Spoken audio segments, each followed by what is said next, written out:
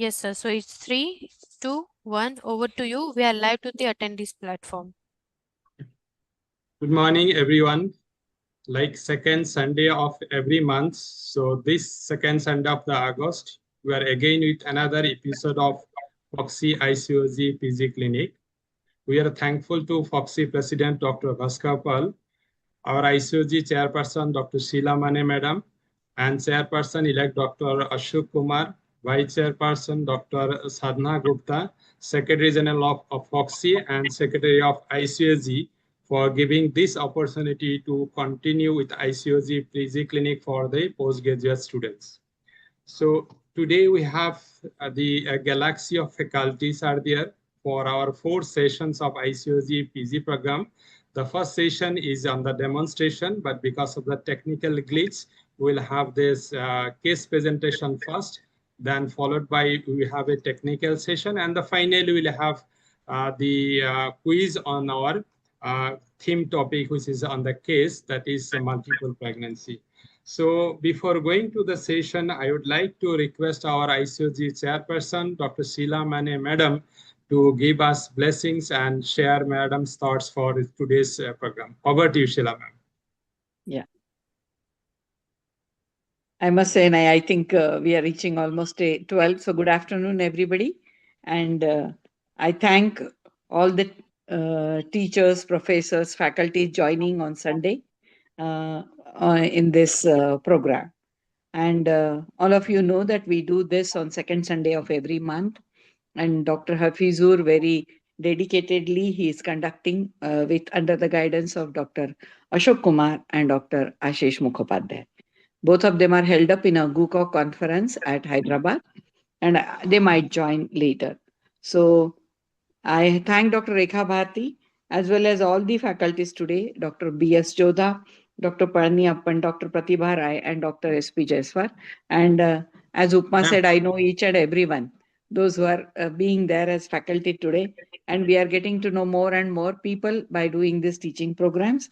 As well as I also thank the faculty from KEM Medical College, St. G.S. Medical College. Ma'am, that is the old one. This month, Dr. Upma, Dr. Vidya, and Dr. Anusha is there.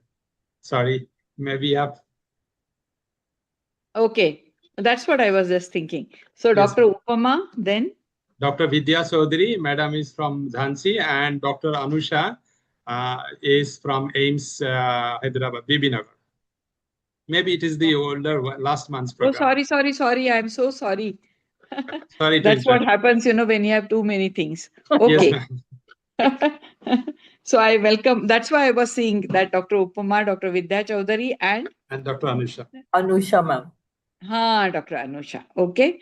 So let us go ahead with the case discussion. And I think then Dr. Rekha Bharti can join for her demonstration. And no worry, Dr. Rekha. Sometimes these technical things do come in our way. Yeah, still I'm not able to switch on the video from here. Actually, I have to go for another lecture. Okay, so you try till then. Yeah, let them go ahead with the case discussion. Yeah, okay. Thank you so much. So thank you all of you for joining, and I wish all the best to the students as well as to the teachers, those who are going to guide them. And thank you all for joining, for learning. Thank you. Thank you so much, Sheila Mane ma'am, for your kind words as well as encouragement. So because of the technical problems, we'll first start with the second session. So the session is on case presentation on multiple pregnancy. So we have students from Indira Gandhi Institute of Medical Sciences, that is IGMS Patna, and they have been very nicely guided by their additional professor, Dr. Ranjana Madam, and the students are Dr. Nidhi and Dr. Saloni Saini. And today, because as Sheila Mane ma'am said, that is we are missing Dr. Ashok Kumar and Dr. Ashish Mukhopadhyay sir, but Dr. Ashish said he will join soon. He is one of the faculty. And then we have Dr. Upma Saxena, Madam is professor and senior consultant, head of the unit of OBGYN at BMMC and Safdarjung Hospital, New Delhi. Then we have Dr. Vidya Chaudhary, Madam is professor at Maharani Mahalakshmi by Medical College, Jhansi, UP. And we have Dr. Anusha Devalla. She is assistant professor at All India Institute of Medical Sciences. So I'd like to request students, Dr. Saloni and Nidhi, to share your presentation and take over the faculties, Dr. Upma, Dr. Anusha, and Dr. Vidya. Over to you, all of you. Thank you. It was one comment. Nice to know that there is a medical college in the name of Rani Lakshmi Bai at Zashi. Maharani. Okay. Yeah, ma'am. Nice It to is know. Maharani Lakshmi Bai Medical College. Yeah. So that's the way we can know, madam, with having different faculties from different corners of the country. Yeah, definitely. Thank you Yes, so yes. much.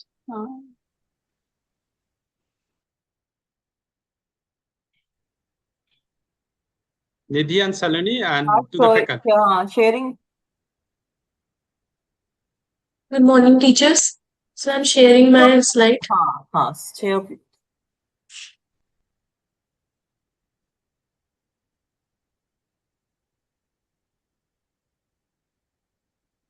Yes, ma'am. Your screen is visible.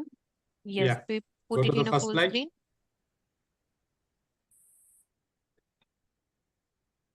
Make it full screen. No. Again, you are not stop sharing. I don't know where it's on. Yeah, make it full screen. Yes, excellent. Go ahead. Priyanka, you can pin the students so that they are in the screen also, and the videos. Yeah, please go ahead. Good morning, respected teachers. I am Dr. Saloni Seni from as a third year postgraduate student from Indira Gandhi Institute of Medical Sciences, Patna. Good morning, respected teachers. Myself, Dr. Nidhi, a third year PG student from IGMS Patna. We are presenting a case on multiple pregnancy.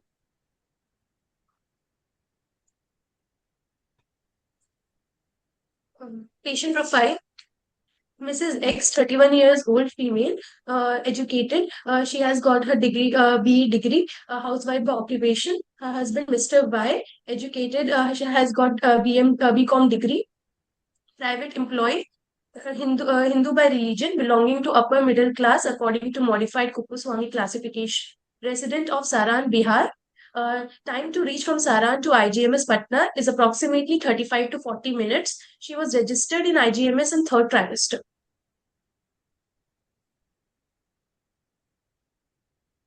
Chief complaint, Mrs. X, a 31-year-old woman, G2A1, with IVF conceived twin gestation, presented with complaints of amenorrhea for 8 months, with complaints of pain abdomen for 10 hours duration and leaking per vaginum for past 1 hour. She was admitted on 26th of July 2026 at 8:45 a.m. for further evaluation and management.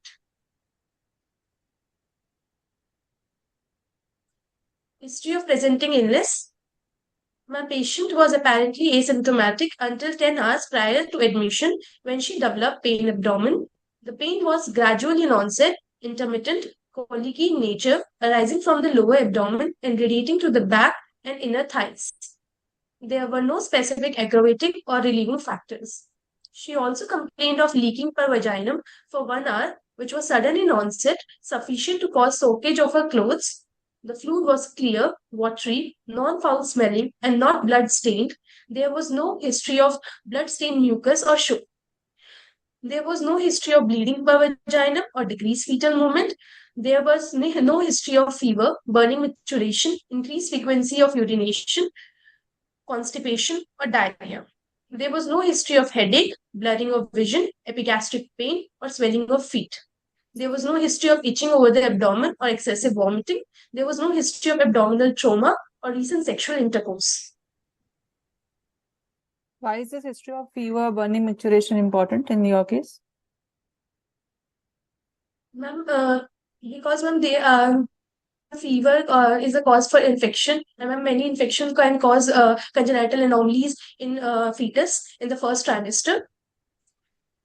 No, here in your negative history, you have mentioned no history of fever, burning, maturation, increased urinary frequency. So does it have any implication on? Ma'am, because if the patient is presenting with leaking per vaginum, fever can be pointing towards choriamnitis. Fever could be associated with UTI also, and UTI is a predisposing risk factor for having a preterm labor pains and a PPROM, isn't it? Uh, Okay, go on.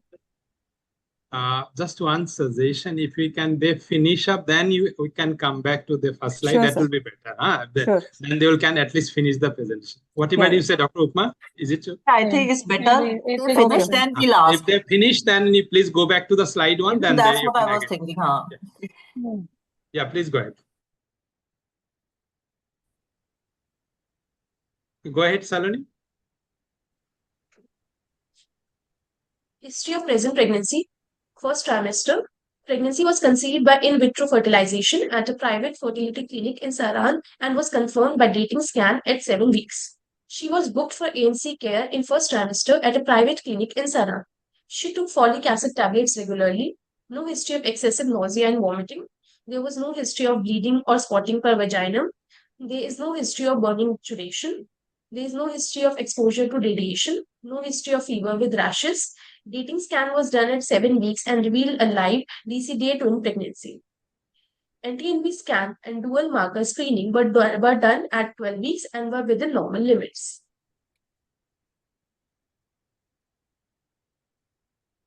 Second trimester, she attended 3 antenatal visits in the second trimester at private clinic in Saran. Quickening was felt at 4th month of gestational age and she perceived adequate fetal movement since then. She gives history of regular intake of iron and calcium tablets. She took 2 doses of tetanus vaccine taken in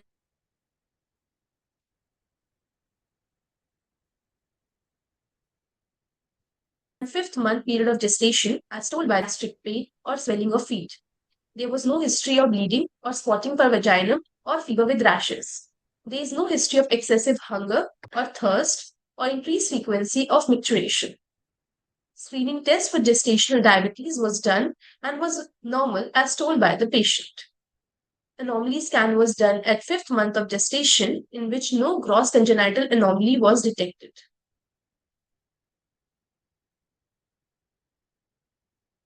Third trimester, my patient continued to perceive adequate fetal movements. She took iron and calcium tablets regularly. At 7th month of gestation, she was referred from Saran to IGMS Patna in view of an obstetric ultrasound suggestive of discordant growth in between the twins and a short cervix. She was admitted and managed conservatively and was kept in close surveillance. However, after 5 days, patient leaved against medical advice. Thereafter, she did not return for the advised follow-up and subsequently presented at 35 weeks of gestation. Until the night preceding admission, there was no history of excessive weight gain, pedal edema, severe headache, blurring of vision, gastric pain, or generalized itching.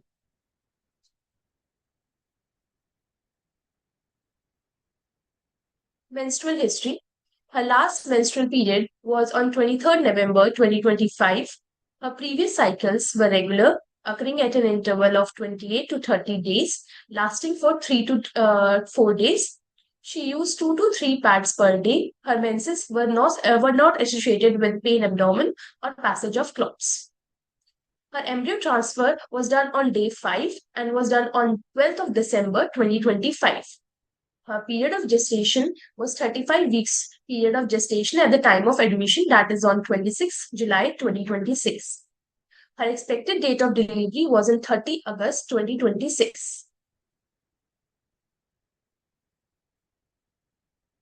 Obstetric history. She was married for 11 years. She was gravid at 2, abortion 1. First pregnancy was conceived spontaneously, resulted in spontaneous abortion at approximately 1.5 months gestation 8 years back, followed by dilatation and evacuation. Infertility history. She has history of secondary infertility for approximately 7 years. There was history of Ayurvedic treatment for 5 years in between. She was evaluated at a fertility clinic 1 year back. No definite female or male factor identified. So it was due to unexplained infertility. First IVF ET cycle resulted in her second conception. Embryo transfer done on day 5. There was no history of failed IVF or ICSI or ovulation induction.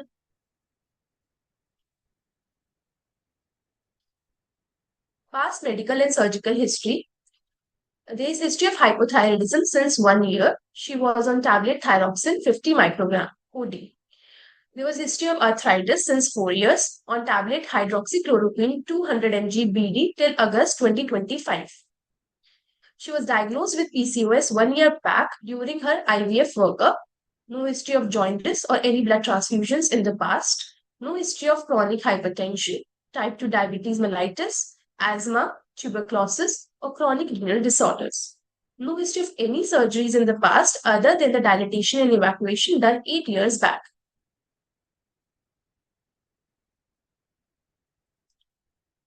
Personal history. She has a normal appetite. She had adequate sleep of approximately 7 to 8 hours of sleep per day. She had normal bowel and bladder movements, no history of alcohol or smoking or any other substance abuse. No known allergies. Dietary history. Dietary intake by 24-hour recall method. She took 2200 kilocalories and her protein intake was approximately 70 grams per day.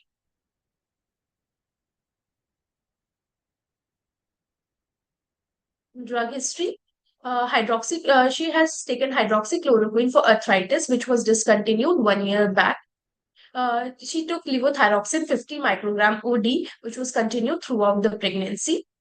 She has taken hydrogesterone 10 mg BD. She has taken it till 7 months of pregnancy. Antenatal corticosteroid was administered at 31 weeks for fetal lung maturation, and magnesium sulfate was administered at 31 weeks for fetal neuroprotection.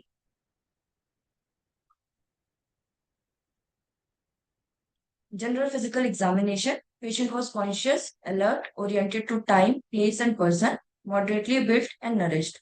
Her weight was 57 kg and her height was 163 centimeter. Blood pressure was 120 by 80 mmHg and pulse was 18 beats per minute, which was regular in rhythm and fair in volume. There was no pallor, icterus, cyanosis, clubbing, pedal edema, and lymphadenopathy. Breast examination. Bilateral breasts were symmetrical. Nipple and areola were hypopigmented. No nipple retraction or discharge. No palpable breast lump. No palpable axillary lymphadenopathy. Thyroid examination. No visible thyroid swelling. Thyroid gland was not palpable. Systemic examination. Respiratory system. Bilateral vesicular breast sound heard. No added sound present. Cardiovascular system. S1, S2 heard. No murmur heard. CNS examination, GCS was 15 by 50. Higher mental function was normal with no sensory and motor deficit.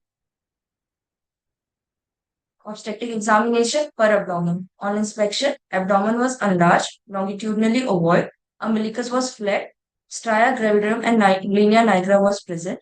On palpation, no local rise of temperature. Uterus was 36 weeks size. Symphysiofundal height was 37 centimeter. On fundal grip, broad, soft part of fetus was felt, probably buttock of one twin. Other fetal pole cannot be appreciated clinically. On lateral grip, one fetal bag was palpated along the right side of the uterus with multiple small fetal parts felt on the left. On first pelvic grip, a hard, globular, mobile, presenting part was palpated at pelvic grip, suggestive of cephalic presentation of one twin. Presenting part of other twin cannot be appreciated clinically. On second pelvic grip, hand was converging, head not engaged. Uterus was irritable, no uterine tenderness present. On auscultation, FHS of twin A was not localized by stethoscope. FHS of twin B was 142 beats per minute along the right spino-umbilical line. FHR confirmed by bedside USG. FHS of twin A was 100 beats per minute and twin B was 142 beats per minute. Per speculum and per vaginal examination. On per speculum examination, os open, cord prolapsed out through external os, liquor was thick and meconium stained. On per vaginal examination, os 3 to 4 centimeter dilated, cervix soft, mid position, 60 to 70% effaced, cord fed in vagina with feeble pulsation.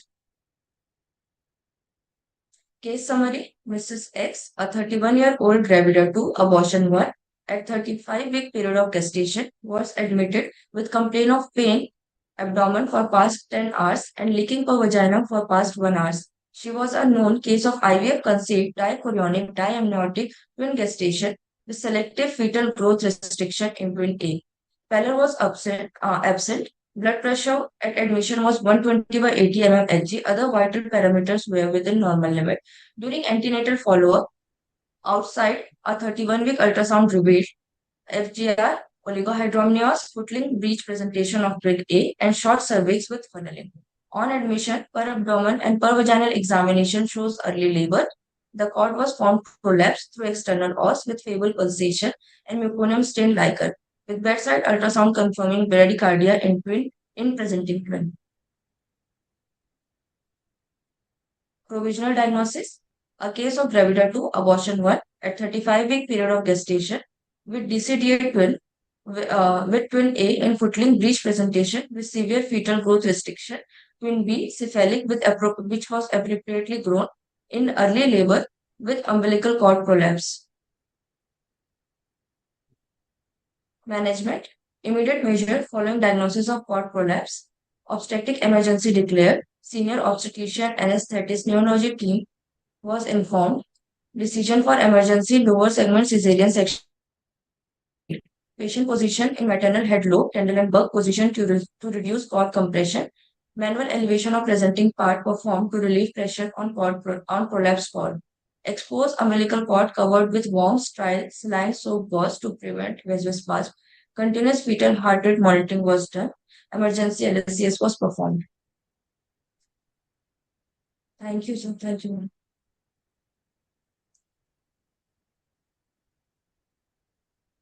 First of all, I want to congratulate. You have presented beautifully. Everything very crisp and clear. Can you just reiterate the findings, your per abdomen finding? What I understood was first baby was cephalic. Now you're saying footling breech.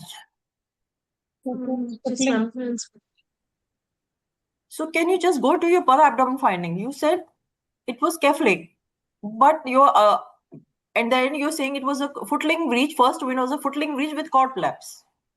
Yes, ma'am. Twin A was Ma'am, twin A was relatively small, ma'am. So, ma'am, we can only palpate the parts of twin B, ma'am, which was cephalic. So you were not a footling bridge. You were not able to. So you basically then it's the second twin which was cephalic.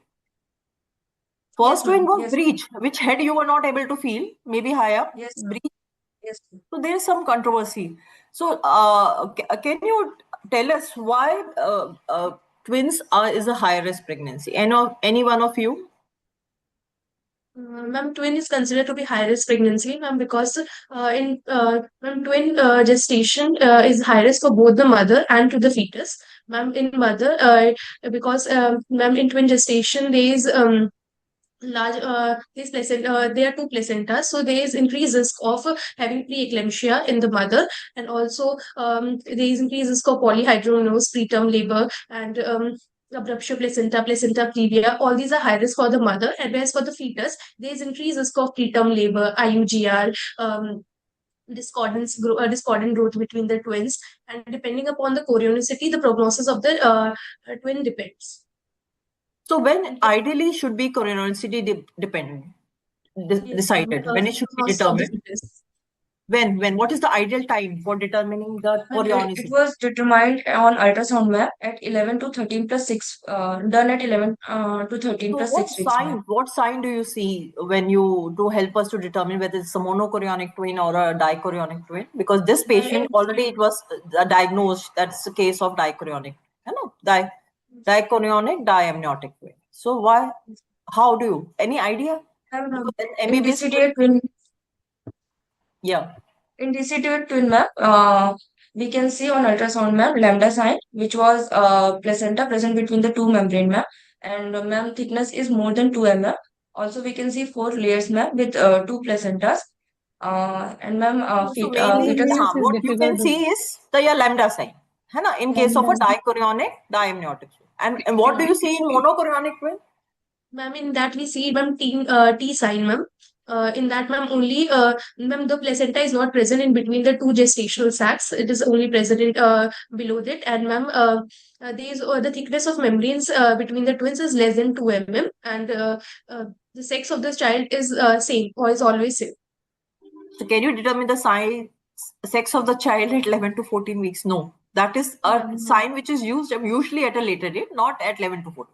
11 to 14 weeks, you're just looking at the sign, whether it's a lambda sign and number of placenta. That's all you can see in the 11 to 14 week sign. And Why it is moreover, so DCDA important? twins can have same sex also. It Like discordant will rule out monochorionic monochorionic. This sex you see if the patient comes at a later date, the 11 to 14 weeks, because this lambda sign and T sign are very well visible at this time period. But once patient comes at a later date, it's difficult. So at 18 weeks, you definitely look at the placental mass, thickness of the membrane, and also the sex of the patient because of the baby. Because if the sex is different, the chances that could be. But in a monochorionic, usually dichorionic, it could be different. You know? But in dichorionic, you can have the same sex also. So it's not a very definitive sign. So if you're not able, if you see the patient at a later date, after 11 to 14 weeks window, and you are not able to be sure, then how will you manage the case? In this case, you knew that it's a dichorionic diamniotic. But if she would have presented without a diagnosis to you at a later date, then how? Because why I'm asking, how you manage dichorionic and monochorionic twins is different. Can you tell me what is the difference? Yes, ma'am. Ma'am, in dichorionic diamniotic twin, generally termination of pregnancy is done at 37 weeks, ma'am. In dichorionic monoamniotic Before the termination, anything else? Anyone can intervene, huh? Vidya and Anusha. Besides, how is the follow-up different in both the surveillance twins? follow-up is important, na? For the MCDA and DCDA, what is the different protocol for follow-up, or why there is difference in protocols? Why there is difference in protocol? Which is high risk? More high risk. Twins is Which high is risk. We more have high risk? discussed more risk to the mother and to the fetus. But out of these two, monochorionic, dichorionic, which is more high risk? Ma'am, monochorionic twins considered to be high risk as compared to dichorionic. Why they are considered high risk, and how they should be followed, monochorionic compared to a dichorionic twin? Before we come to the termination part. Ma'am, in monochorionic twins, ma'am, there is high risk of complications like twin-to-twin transfusion syndrome, and also ma'am, if it is monochorionic monoamniotic, then it's high risk. Ma'am, because in that anastomosis is formed, that's why vascular anastomosis are formed. That's why it's considered to be high risk. That's why we follow up the pregnancy with Doppler studies, which has to be done after 24 weeks. We do Doppler studies every 2 weekly. No. So you why have is to that start anastomosis and what type?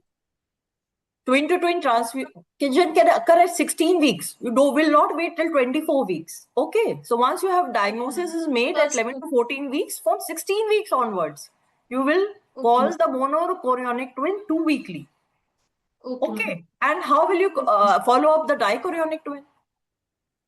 Ma'am, in dichorionic twins, we also do Doppler studies, but in that we can repeat it after 4 weeks also.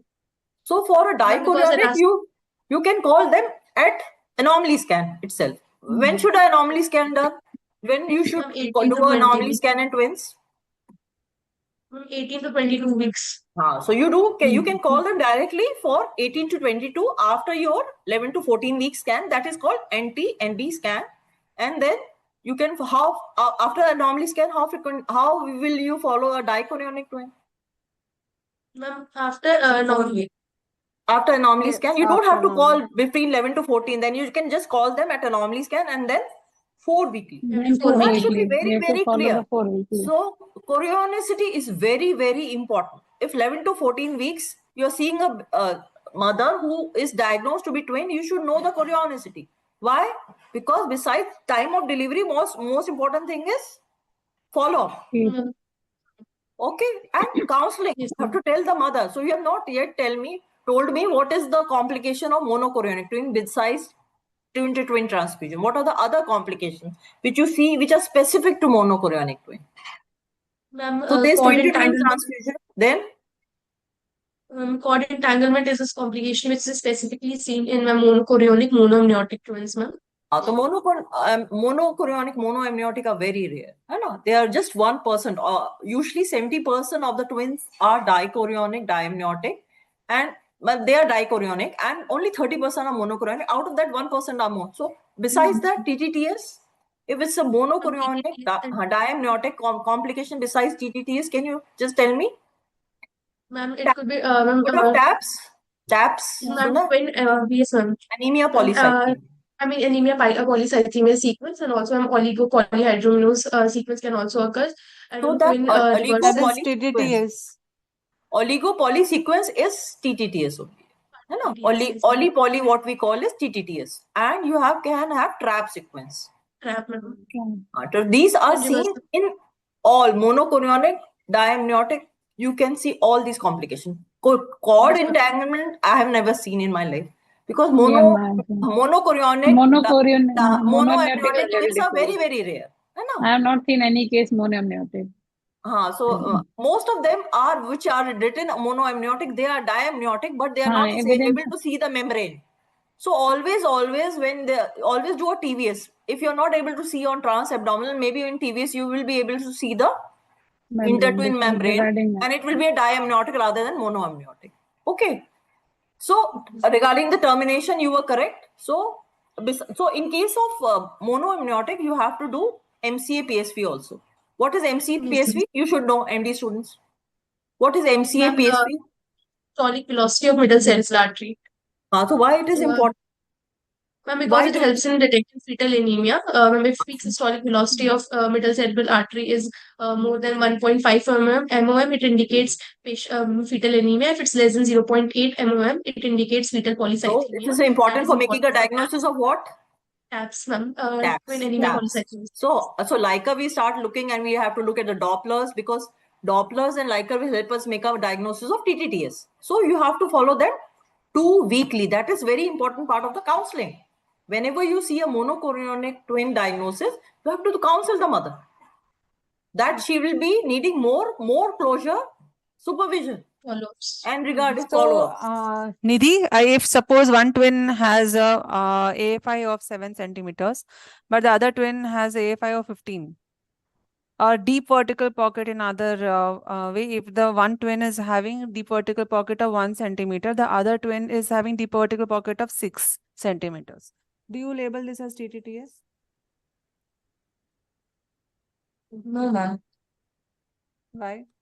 So how you diagnose or poly? First, tell me that.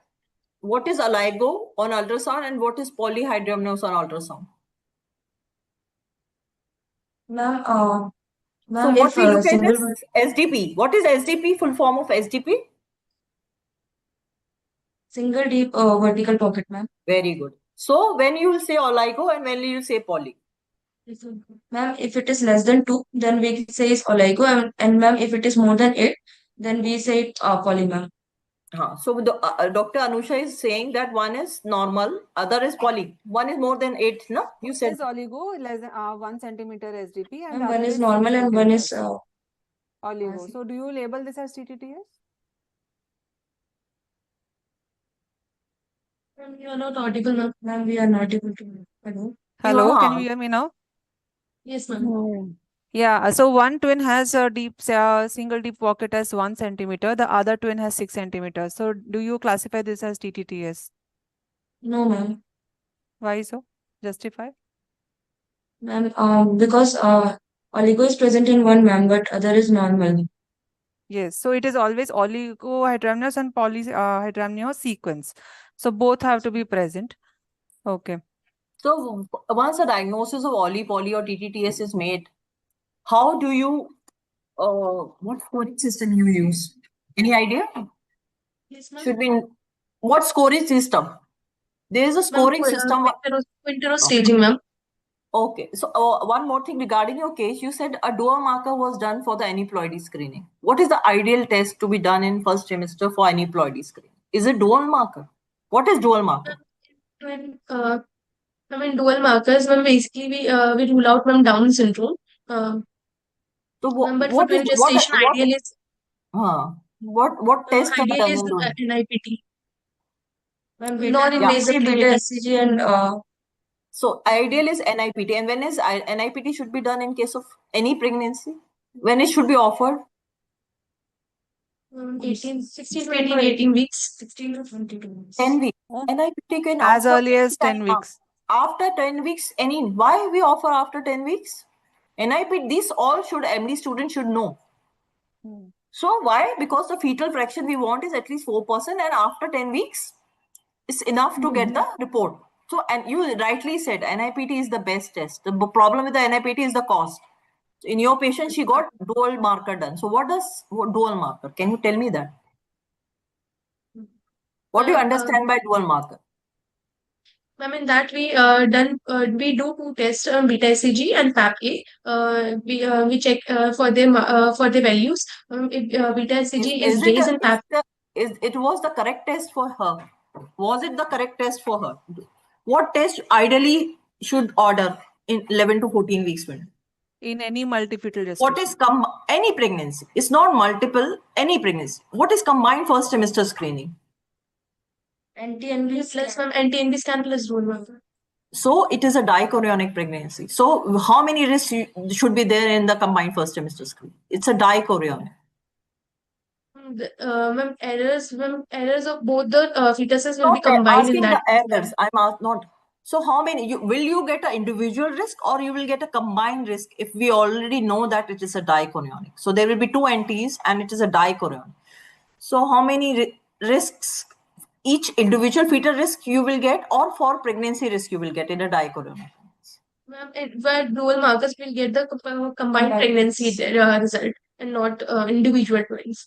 So dual marker has a very low detection rate of 60%. Should not be done for any patient. It is the obsolete. What you should do is a combined first trimester screening, and where NT is taken into account. And in case of your dichorionic pregnancy, there should be two risks, because there will be two NTs. Yes, ma'am. Two babies die, so you should get two risks. And if a monochorionic pregnancy, we do averaging of NT of both the twins, and you will get a pregnancy specific one risk. Okay. And you rightly said NIPT now with the new evidence is the test of choice in case of twins. Yes, ma'am. Okay. So if available, if patient, you should document that we have counseled and it's her choice to get a NIPT done or not. So what is, you said, what is the effect of hypothyroidism? Your patient had hypothyroidism. She was on 50 microgram altroxin. So why it is also a high risk? What is the effect of hypothyroidism on pregnancy? That's what I'm asking. Maternal risk, fetal risk, because it's a very common condition. Hypothyroidism, because the requirement of thyroxine increases during pregnancy. In case of hypothyroidism, the dose which she's taking before pregnancy increases at the time of pregnancy, ma'am. So we have to keep TSH below which level? What is the cutoff for TSH in case of hypothyroidism? Ma'am, 2.5 is the cutoff, ma'am. After 2.5, For we the start the patient trimester, it is trimester wise. Trimester specific. Trimester specific cutoff.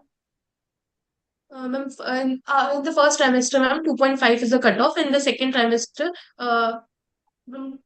2 is cutoff, ma'am. 2, no, it's 3. What is the effect on TSH in pregnancy, during the pregnancy? You know on the level of TSH? Level of TSH should, you're not audible, ma'am. Level of TSH? Whether it is decreases, what is the pattern of TSH during the whole pregnancy in trimester wise? TSH is TSH in the decreases first during trimester. pregnancy. There is hyperthyroid state in the first trimester, no, isn't it? Then it is. That's why TSH level is low in the first trimester. In the second, third, it is more than the first trimester. Cutoff level is TSH. Because SCG is mimicking the TSH. No? Have to do it TSH 4 weekly. Okay. Okay. So because her requirement increases, so you have to keep that below cutoff, and you have to do 4 weekly in case patient. She was a known hypothyroidism. She was a known, or she was diagnosed during pregnancy. Yes. She was Before that pregnancy, she was taking 25. What is the adverse effect? What are the adverse effect on pregnancy of the hypothyroidism? Because of hypothyroidism, what are the risks for the pregnancy or mother? If there is any maternal risk because of hypothyroidism? And there are a lot of fetal risk. If it's undiagnosed hypothyroidism, maternal or fetal both. it can lead to criticism in the baby, because till 12 weeks, baby is dependent on the mother for the thyroid supply. Later on, the thyroid gland, fetal thyroid gland start producing its own thyroxine by 11 in the weeks. mother, it can lead to more risk of gestational hypertension, more risk of preterm labor. Okay. So preterm labor, FGR, fetal risk and could be a SGT risk of preterm labor and FGR also a risk. So hypothyroidism should always be, and it can lead to abortion. If it's very, very high, it can lead to abortion or criticism in the baby. So it's very, very important. That's why TSH we are doing routinely in first trimester all our patients.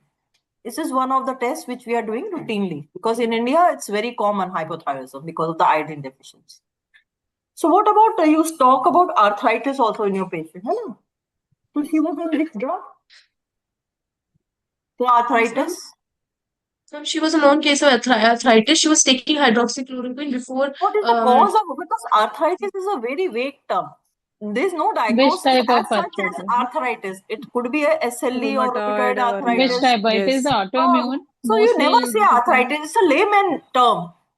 Osteoarthritis भी हो सकता है उसको पर ये तो young है तो नहीं होगी तो we are assuming you will not start hydroxychloroquine, है ना? And that's you will exactly not my point. So the diagnosis is very important. That is what we are trying to say. So it could be rheumatoid, right?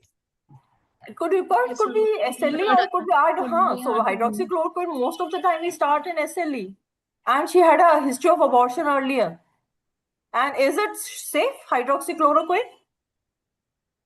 Hydroxychloroquine is not safe during pregnancy. It's safe. It's safe. It is safe. Many patients are very few risks. Very few. Sometimes in empirical apply not. So if she would have come before pregnancy, I would have done antiphospholipid antibody syndrome test also, apply test for her. So so just writing arthritis is not. You have to write the cause, because arthritis is vague. You should use the medical terminology. Okay. Sorry. And NCQ she had continued during pregnancy also, no? I suppose you had mentioned she was continuing during pregnancy. She was on hydroxy. It's a very safe drug, hydroxy. Yeah, that is what, if it is safe, then only we are continuing the drug, right, Nidhi? Yeah. When you're mentioning in the history, which anti-rheumatic drugs are not safe during pregnancy? Methotrexate is not safe during pregnancy. Very good. Methotrexate is anti-folic acid and metabolite. And which drug are there more? Methotrexate and hydroxychloroquine. Hydroxychloroquine is also not safe during the first trimester, but we can give it in second and third trimester. But this is HCQ we give a lot for SLE, and HCQ we give a lot even now in patients which have not cases of APLA not responding to aspirin and your low molecular weight heparin. So many studies are there. So it's a safe drug. So one more query. You said she was given magnesium sulfate at 31 weeks. You had given her magnesium sulfate. Yes, ma'am. Why you gave magnesium? Ma'am, because when she came at 31 weeks, in the ultrasound that we have done in IGMS, we have seen that the twin A was having selective FGR with estimated fetal weight of less than 1 centile, and the cervix was only 0.6 centimeters, ma'am. That's why we have, because we were anticipating that delivery can happen, so we have given amaxosulfate for the MGSF4 for neuroprotection. Specifically for the so magnesium sulfate you give till which period of gestation, and how does it help? Can you tell me? Okay, you have justified why MAXSULF was given to her. So how till which period of gestation you give magnesium sulfate? What is your hospital policy protocol? Ma'am, for neuroprotection we can give it before till less than 32 weeks we give the patient Maxil, and ma'am, in case of severe preeclampsia or the patient is throwing fits for eclampsia, we give Maxil. So you made a diagnosis of a selective FGR in this patient. So what are the criteria for making a diagnosis of SFGR?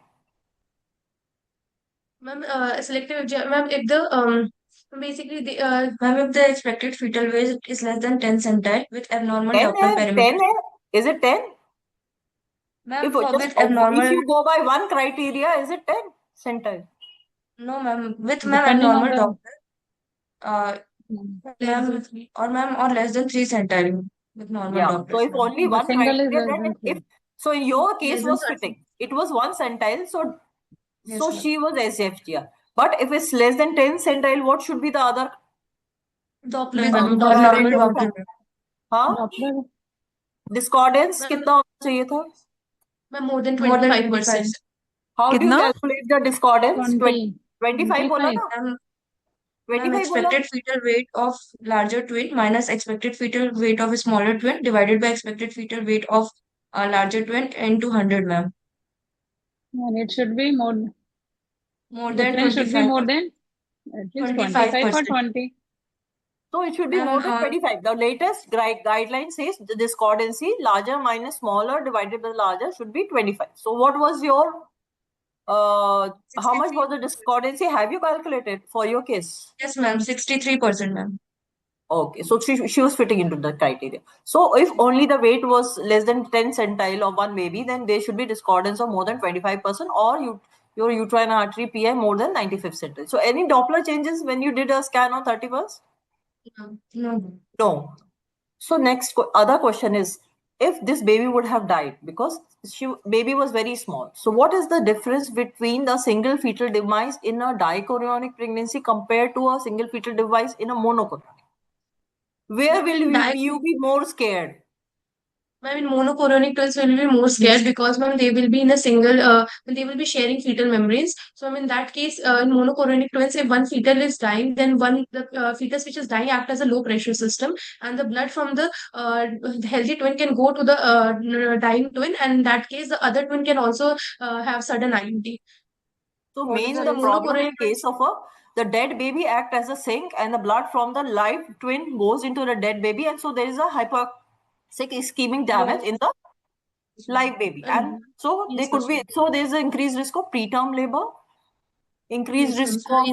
of demise of the second twin, okay, Yes, and yes, yes. neurological Neurological damage deficit also. in Yes, case neurological damage is very high the in case of surviving a twin.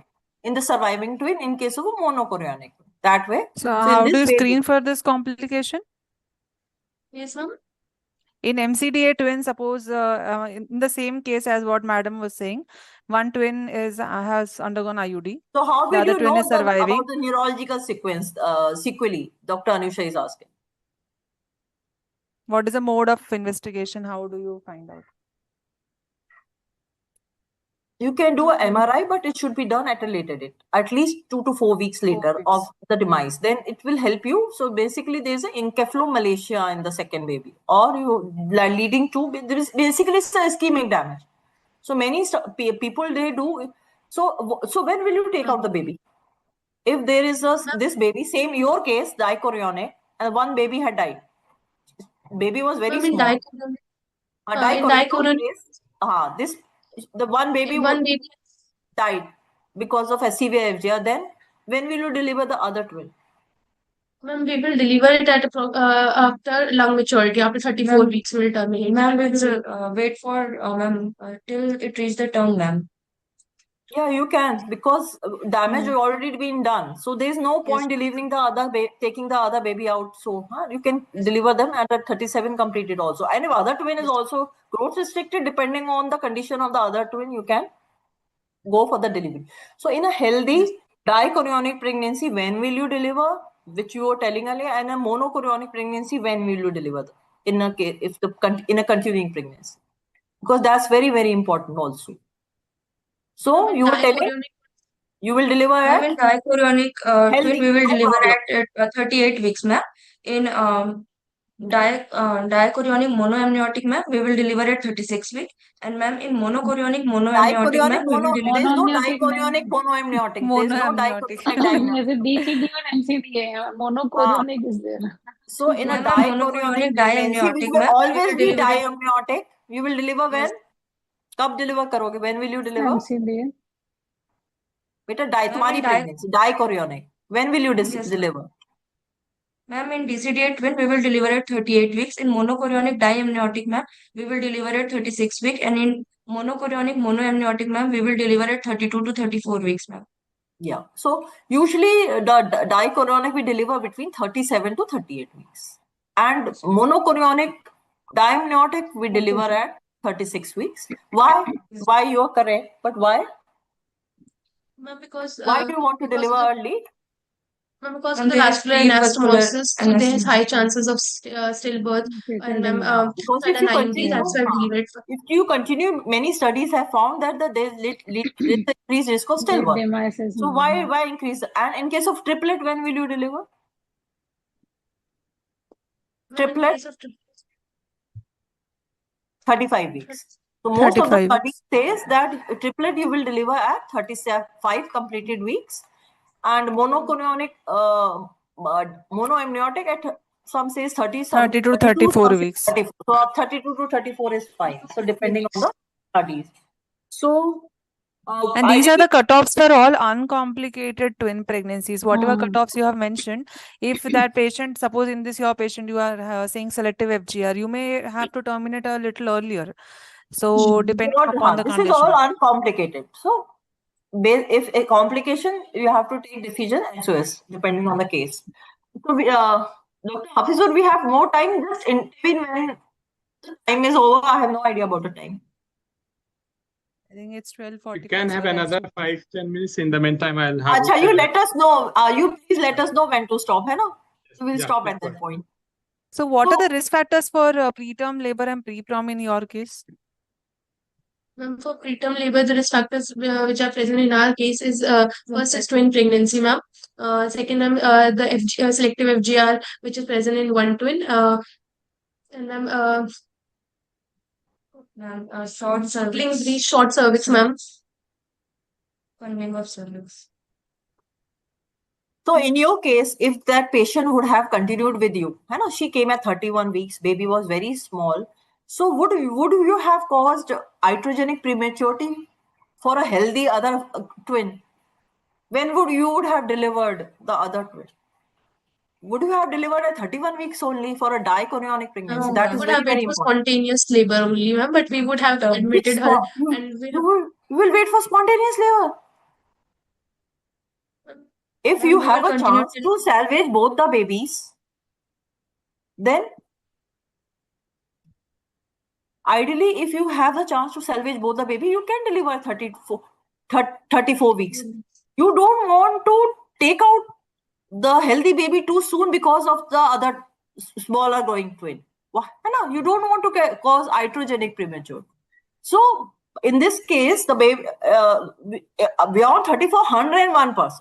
But if before that, before 32, we would have never taken out the other baby, because we don't want to cause iatrogenic, because we know in case of a dichorionic pregnancy, even if there's a single fetal device, it doesn't affect the other baby so much, because if you take out the other baby also soon, then you are adding prematurity to the management of the other baby. Okay, so we would have followed this pregnancy closely. So what was it? There were any Doppler changes in the first baby, the baby with the SFGR? Doppler changes were there? No, ma'am. No Doppler. So we would have done Doppler every weekly, and we could have just followed them, and definitely 101% we would have delivered them at 34 weeks. After 34 weeks. So can you just tell me the delivery of the second twin? One baby has delivered. So that is very, very important. How will you deliver the second twin? What all you will do? You are managing a twin pregnancy, one baby has delivered. So what all which delivery of which twin is more complication, chances of complication are higher in which twin? First twin, second twin? Second twin, ma'am. So how will you deliver the second twin? Just tell me fast. Ma'am, it will depend Deliver, upon the क्या करोगे? it will depend upon the presentation of the second twin, ma'am. If So how will you the check the second twin is also presentation? How will you check the presentation? That is the question. Ma'am, examination, ma'am. You will do per examination. You should have ultrasound machine, because it's very important to know the presentation of the other twin. अगर नहीं है वो longitudinal नहीं है, it's a transverse or oblique, then what can you do? Ma'am, if it's transfers, then we will give the patient for OT, ma'am, under anesthesia. We will do internal codalic version, ma'am. You can't do external cephalic version or external cephalic or breech, whatever you can. Can't you make it longitudinal? Ma'am, we can transfers to we will make it longitudinal, but we will make it breech by Why giving the breech? patient. Anything in longitudinal will. Okay. And you should have to start oxytocin. You have to check and in case it's longitudinal, then what will you do? When will you do the ARM? ARM, when will you do the ARM? After Once delivering the the second presenting. one, we will do the ARM or the other twin. Only when the presenting part has fixed, because there's a risk of cord prolapse. Okay. If the presenting part is fixed. So you will not do ARM till the presenting part is fixed, then you go ahead with the delivery. And you have to cut the clamp. That is very important because the other twin will bleed to death. So if you know a diagnosed twin, you should be prepared. You should have the pediatrician there. You should have assistant there. Because there's a risk of PPH. And the moment the first twin has delivered, you have to look for the lie of the second twin. If it's longitudinal, you will do ARM only when the presenting part is fixed. Otherwise, there will be cord prolapse. So whether it's a breech or cephalic doesn't matter. And do ARM and deliver the twin. And then risk of PPH, definitely you have to do prophylactic measures to prevent PPH in these patients. Any more, Vidya, Anusha, Dr. Anusha, you want to ask? Anything I have missed? Can you do induction of labor in twins? DCDA, everything is favorable. Yes, we can do induction of labor. With what agents? Then we can do induction of labor with mesoprost. With mesoprost, we can do induction of labor, ma'am. Is it the most recommended? It's not Cervigel. Why you was emphasizing on mesoprost? You can use Cervigel. You can do induction. So for twin, only what are the indication for cesarean? Last question. What are the indication for doing cesarean section in a twin pregnancy? Ma'am, if the presenting in dichorionic twins, ma'am, if the presenting twin is non-cephalic, that is the first indication, ma'am. Second indication, ma'am, in case of monochorionic, monoamniotic twins, we always deliver by C-section section, ma'am. Okay. And if this is the first twin, if the baby has died, this baby, your SFGR baby, which is just 800 grams, then, and she would have come without labor pains, then if the first twin, smaller twin has died, that is also one of the indication, because small twin will come, so other twin will be stuck. Okay. So if there is a first twin and if there is a discord and which has died and it is first, a second, no problem. But if the expired growth restricted twin is the first twin. Okay. Any more? In previous cesarean video now? Second twin, ma'am, twin B is less than 1.5 kg. That is also an indication of doing LECs, ma'am. Okay. Your case can be taken normal for normal delivery. Besides, you are knowing that this is a selective FGR, severe FGR. Why did you do the cesarean? Here, though, there was cord flaps. They did it for cord flaps. flaps. The twin was footling. Footling with cord Footling flaps. and 800 gram is there only. Can you try? Can you give the trial? Because it was footling breech, ma'am, that's why we will not try in this case, ma'am. The footling breech is very small, na? 800 gram, only 800 gram. They tried to say I'm asking when you can do. OBS is very hard because the footling. Actually, patient is very precious. IVF, okay, it is good. You have to do the cesarean. But if she is multi-gravid, मान लो बहुत सारे बच्चे हैं उसके, then you can give the trial or not. Actually, being 800 footling. Yeah.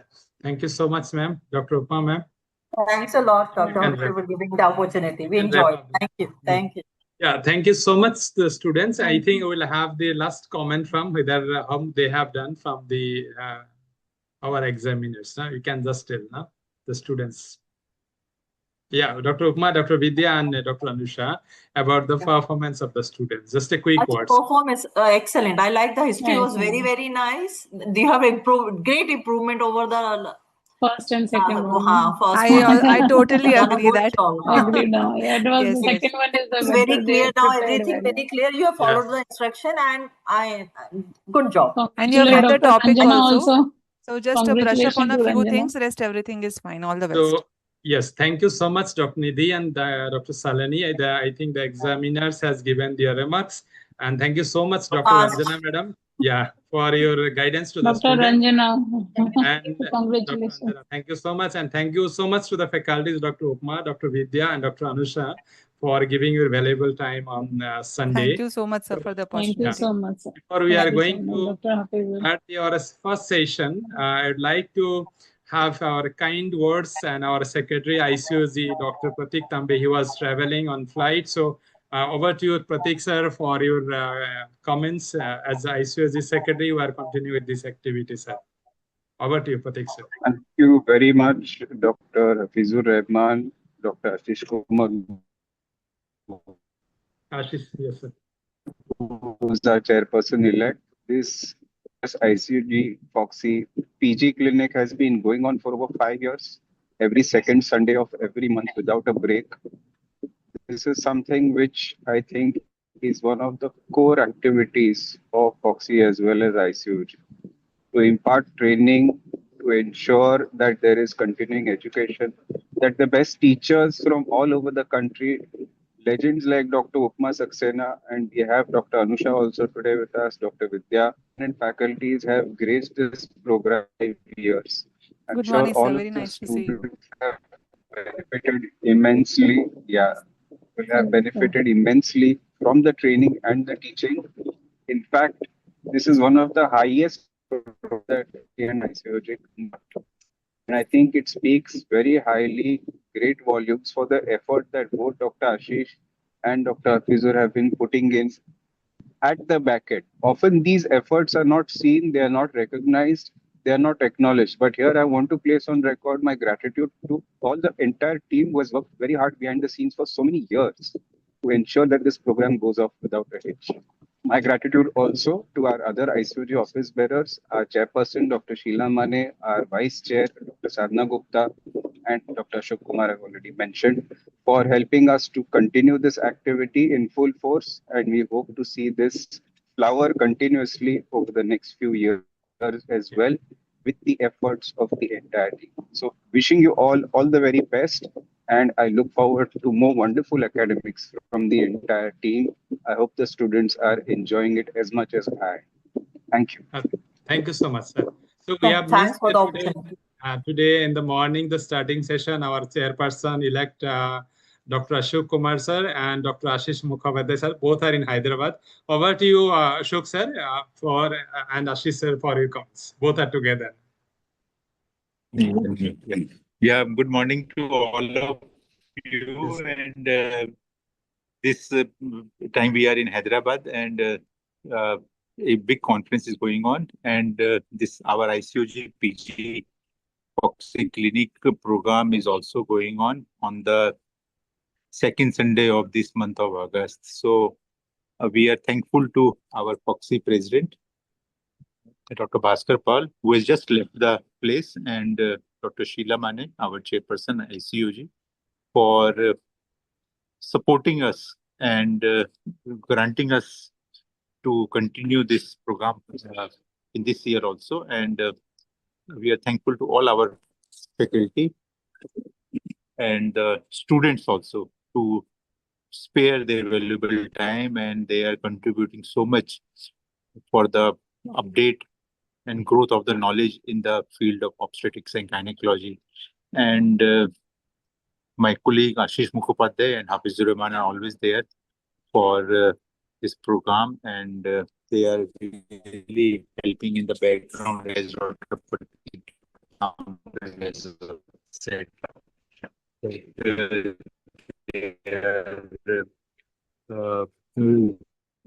They are means we can feel that they are not part of this program. We are trying to have the faculty, students, college from different parts of the country. This is our effort, that we involve everyone in this program. And for last 5 years, this is our effort. And we have roped in many colleges, medical colleges and faculty from Northeast, also from different other parts of the country where the just with the objective to stimulate and to uh, provide them the opportunity to be part of ICOG. Thank you. Thank you very much, Dr. Ashok Kumar. And it is really a pleasure of working with a project for last 5 years or so. And we feel privileged and honored to be associated with such endeavor from ICOG. And I believe that the ICOG is taking it to stronger and bigger heights. And for that, I remain ever grateful to Dr. Ashok Kumar, Dr. Hafizur Rahman. But before that, I must thank our Foxy President, Visionary President, Dr. Bhaskar Pal, Chairman, Dr. Sheila Mane, and all the ICOG office bearers. And just now, Pratik has mentioned about the continuous flow of the program over the last 5 years. And it's not only that, it is evolving continuously. Like, we have added quiz program in our schedule, and we are following the NMC norms. We are trying our best, and hopefully it will help the students of today also and future also. With that, I would like to let the program flow continue because we'll be running out of time. And I'm exceedingly, exceedingly privileged and proud to be associated with this program. And it has become like an addiction in our system. Even if we are at Hyderabad, where the network is quite poor, I myself and Dr. Ashok Kumar couldn't resist the temptation of joining the program, even from a distance. So thank you very much for being with us. And thanks all the faculties and the students. Thank you so much. Yeah, thank you so much, sir. Sir, we started the program in 2021 July month. So it is completed 5 years and it is entered in the 6th year, begins in the August month. So thank you so much for always supporting the Ashok sir and Ashish sir. And I would like to move on the next session, sir. So the first session I would like to, which we missed, I think Rekha madam is waiting and she's ready. So this session, the reverse journey, the mechanism and art of assisted bridge delivery. So Dr. Rekha Bharti is professor at Safdarjung Hospital and BMMC. So I'll not waste any more time. Over to you, Rekha madam, for your demonstration. Students are eagerly waiting. Thank you so much. And I'm very sorry for the technical glitch in the morning. So without wasting any time, so although there is a lot to to learn, even for the postgraduate student, because which patients to choose for vaginal delivery and also how to diagnose breech. So all these parts are there. But today we are going to focus on the mechanism of breech delivery and also second part would be how to conduct assisted breech vaginal delivery. So am I audible to all? Yes, ma'am. Yeah, okay. You're perfect, So audible and visible. Yeah, so we start with the mechanism of breech vaginal delivery. Now here the important thing is that if we compare to the vertex presentation, here the thigh is longitudinal, but the presenting part is the buttock, or the podalic part is the presenting part. Now the denominator in breech is the sacrum. Okay, and the diameter which engages is the bitrochanteric diameter, which is 10 centimeter.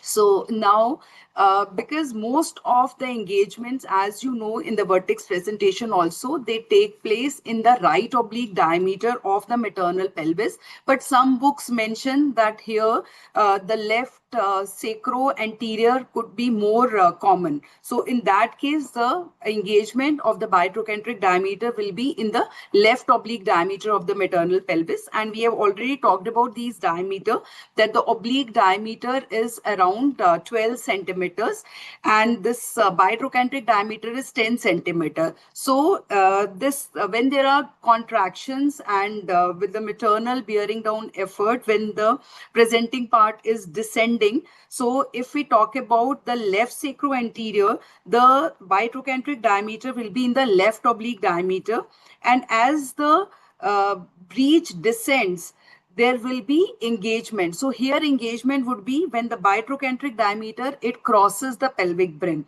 We call that the breech is engaged. With further descent, the anterior hip touches the pelvic floor. So if you see from this side, the pelvic floor will be at the level of the ischial spine. So as it descends, the pelvic floor, it touches anterior, buttock touches the pelvic floor. Now it rotates by 1/8 a circle, and at this time the shoulders have not started entering the brim. So the by trochanteric diameter, it comes to lie in the anteroposterior diameter. Then there is further descent and the lateral flexion of the buttocks, and the anterior hip, it comes and lies below the symphysis pubis, and then there is delivery of the anterior hip followed by posterior hip. Now when this process of delivery is taking place, as you see, the shoulders are now entering the brim in the left oblique diameter, the same oblique diameter in which the head had entered. So as soon as it delivers, there is restitution, and the anterior hip, it rotates towards the right side. So the internal rotation had taken place in this direction. Now the external, the restitution will be in the opposite direction. So the sacrum is towards the left side again, and now the shoulders have entered the brim. As the shoulders come down, the head starts to enter the brim. So now when the shoulder is in the oblique diameter, the left oblique diameter, the head will enter the brim. You can see it here in the right oblique diameter. So it is in the other oblique diameter in which the buttocks had entered. So when this enters the brim, the head enters the brim, and then after that there is internal rotation of the shoulders, and the shoulders, they come to lie in the AP diameter. So there is a torsion of 1/8 of circle at the fetal neck. So with further descent, the anterior shoulder hinges below the symphysis pubis, and the posterior shoulder and arm is released, followed by release of the anterior arm. And then as soon as there is delivery, there will be again restitution. The shoulders were in the AP diameter. They again turn towards the anterior shoulder turns towards the right side of the mother, because the head has now engaged in the right oblique diameter. So with further descent, now what is going to happen is the head is going to rotate anteriorly. So when the head rotates anteriorly, the back comes to lie on the ventral side of the mother. Okay, and then with the further descent of the head, the occiput hinges against the pubic symphysis, and the face, it delivers by movement of flexion. So there will be flexion, delivery of face and the brow, and then in the end, rest of the head is delivered. So if I show you outside that how these movements had happened, so this breech had entered, the buttocks had entered in the left oblique diameter, and when the anterior buttock touches the pelvic floor, there is a rotation of 1/8 of circle. So with this 1/8 of the circle, because the shoulders have not yet entered the brim, but as soon as the buttocks are delivering, the shoulders will enter the brim in the left oblique diameter. So there will be torsion of 1/8 of circle. So after the delivery, there will be restitution, and the anterior buttock will go towards the right side of the mother. Now, with the further descent of the shoulders, the head also starts entering the brim, and the head enters the brim in the opposite oblique diameter. The buttocks and shoulders, they had entered in the left oblique diameter, and head will enter the brim in the right oblique diameter of maternal pelvis. Now, when the anterior shoulder hinges below the symphysis pubis, before that, in the cephalic presentation also you all learned, because the anteroposterior diameter of the outlet, it is larger than the other diameters. So during the delivery at the outlet, the part which is delivering, it rotates anteriorly in the AP diameter. So similarly here also, the shoulders, they rotate and come to lie in the anteroposterior diameter, but the head is still in the right oblique diameter. So there'll be a torsion of 1/8 of circle at the fetal neck.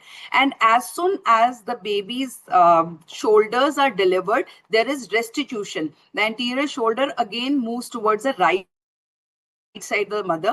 Now, when the head is going to rotate in the AP diameter, the back will come anteriorly towards the ventral side of the mother. So this is what is happening. And then after the delivery of the nape of the neck, when the occiput hinges below the symphysis pubis, there is movement of flexion, and the face and the brow delivers, and finally the head is released from the perineum. So this is about the mechanism of breech vaginal delivery. And if we talk about the conduct of delivery, that how we are going to conduct breech vaginal delivery, so there are three possible things that can ways by which we can conduct breech delivery. So one is that there could be expulsion, spontaneous expulsion of the fetus, which generally takes place when the baby is small and it is a multiparous woman with a lax perineum. So the baby is just expelled out. But we do not want this kind of delivery to take place. Why?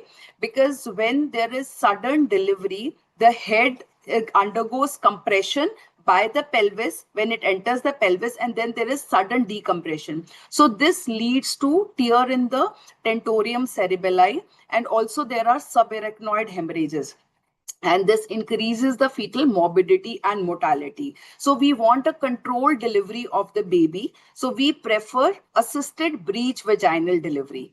And the third mode of delivery is breech extraction, which generally we do not prefer, except for, as in the previous class you all heard, when the second breech is about to deliver. Then if you are not able to achieve external cephalic version, you do go for external podalic version.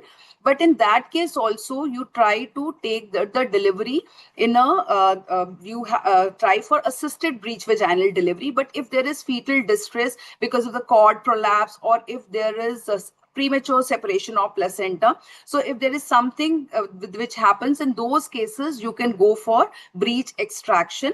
And also in the transfers, if you are not able to achieve version and there is fetal distress, in those cases you can do internal podalic version with breech extraction. But otherwise, in all other situation, if the baby is salvageable, we are not going for breech extraction, because the fetal mortality is up to 30 to 50%, and there are risk of injuries to the baby if we are conducting breech extraction. So what we aim for is that we go for assisted breech vaginal delivery. So I'm just going to demonstrate the steps of assisted breech vaginal delivery. But before that, it is important that you conduct the delivery at a center where you have facility for the cesarean section, that immediately if there is a need to do cesarean section, the facility is there. And another important thing is that the obstetrician who is competent to conduct breech vaginal delivery should be available throughout the day. So because the delivery can happen anytime. And second important thing is that these babies are generally born depressed. So because they undergo some amount of hypoxia, so it is important that the neonatologist should also be available to immediately resuscitate the baby. Then next thing is that what all should be there in your tray when you are conducting assisted breech vaginal delivery. So it is important that all the mothers who are undergoing breech vaginal delivery, they have elective episiotomy. You all have learned that nowadays we are practicing selective episiotomy, but this is one condition in which we are going to give episiotomy to all the mothers. Why? Because one is that it straightens the birth canal, and it does, the perineum does not give any does not prevent the compression, does not give any compression to the fetal head. And next important thing is that in between, if you want to do any manipulation, you can easily perform the manipulation. Now, how to conduct assisted breech vaginal delivery? And one more important thing is that the breech towel should be available in your delivery tray. And you should have one assistant, because here one thing is that you never pull from below, so you want some assistance from above. So your assistant is going to give a pressure on the fundus to maintain the flexion of the fetal head.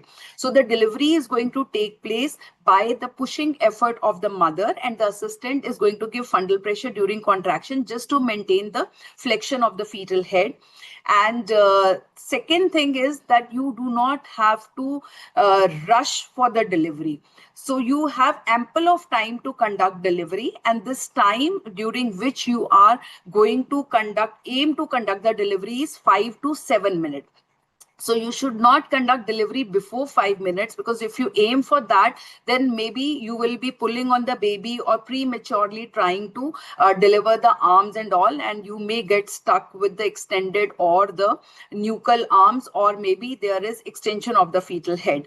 And if you are too hasty in taking the delivery, then you may have sudden compression and decompression of the fetal head. So we want all this process to take place gradually. So it is important that when you are conducting breech vaginal delivery, you should have a one clock in front of you, which should have a second needle also, needle for seconds, so that you know that you have time with you and you do not have to hurry up with the delivery. So with all this preparation, when the mother, you see the breech at the perineum, and here we use the term climbing of the breech. As in head, we say there is crowning. In breech, we say there is climbing of the breech. And before we plan for the delivery, we should have assessed that the patient is fit for breech vaginal delivery. So there are many criteria which are followed, although historically we had some scoring system also, which we are not following. But weight of the baby should not be more than 3.5 kgs, and it should also not be less than 1.5 kgs, because if the baby has growth restriction or if the baby is preterm, the body will be smaller and the head will be bigger. So there are chances that the mother pushes through undilated cervix. And another very important thing is there should not be any feto-pelvic disproportion. So we don't say cephalopelvic disproportion in breech, we use the term feto-pelvic disproportion. So after you have satisfied yourself that this patient is fit to have breech vaginal delivery, so when she goes into second stage of labor and she starts bearing down, you bring the patient to the edge of the table. So at the climbing of the breech, you are going to bring the patient to the edge of the table, and you follow no touch technique till the umbilicus of the baby is delivered. But here what happens is that if it is flex breech, the feet and the legs, they are going to deliver along with the buttocks. But if it is frank breech, then you may have to assist in the delivery of the legs. So here, with the climbing of breech, you are going to give local infiltration and episiotomy. And it is preferred that if the patient is not in epidural analgesia, you give pudendal block, because the baby is occupying the pelvis. So you go for external pudendal block. And how it helps is it relaxes the pelvic musculature. And with that, your manipulations and even the delivery process becomes smoother in the patient. So you have given episiotomy, and one important thing is, because this delivery is going to take place over 5 to 7 minutes. So if there are any bleeders in episiotomy, it is better to suture those bleeders rather than waiting till the delivery of the baby and then going for episiotomy hemostasis. So hemostasis is important of the episiotomy. Okay, so after, if it is a flex breech, when the breech is delivered, the buttocks are delivered, the legs are going to be out. Then also you're not going to touch the baby till the umbilicus is delivered, till the umbilicus of the baby is delivered. So when you see the umbilicus, what you are going to do is you are going to wrap the baby in a breech towel, and you see, look at the clock and note down the time. So from here, your countdown starts. So when there is climbing of breech, there is no worry. You can go for the auscultation, periodic auscultation, as we are doing in second stage of labor. But because you're going to take slightly longer in the second stage, so what you're going to do is you are going to put a pillow or a wedge on the side of the mother to have a inclination, so that because of the prolonged supine position, there should not be fetal distress. So that is important when you are taking any delivery in the supine position. So you wrap the baby, you note down the time, you tell your assistant to give a fundal pressure, which will be in downward and backward direction to maintain the flexion of the fetal head. And you gently try to pull the umbilical cord into the sacral hollow. So basically when you are trying to take the cord into the sacral hollow, it should be a gentle movement. If you can easily take the cord and put it in the sacral hollow, it's okay. Otherwise, you can leave this process. You should not be too much going for it and pulling at the cord. And there is no need to feel for cord pulsation, because from this time onward, even if the cord pulsations are not there, baby is going to withstand 5 to 7 minutes of hypoxia. So we don't go for pulsations. And even if pulsations are not present, there have been studies to see that it does not affect the outcome of the baby. So now after wrapping the baby and with all these things also, you're not going to do any intervention. You're just going to observe. So it is very important to keep your eyes on the clock. Then you let the mother further bear down. So it will be more of the maternal bearing down effort. So when the contraction comes, you can tell the mother to start bearing down. And few people, they prefer to put oxytocin in the drip at this time, so that the contractions are stronger and the mother should be able to push down. So the mother pushes down and the assistant is giving downward and backward pressure. So now what you do after this is you wait for the delivery of the axilla. The next step is going to happen only when one of the axilla is visible. So if your anterior axilla is visible, you hold the baby through the towel, not otherwise, and gently flex the legs of the baby and take the baby slightly down. Now this is important, that the baby should not be taken too much up and too much down. So just gently take the baby down.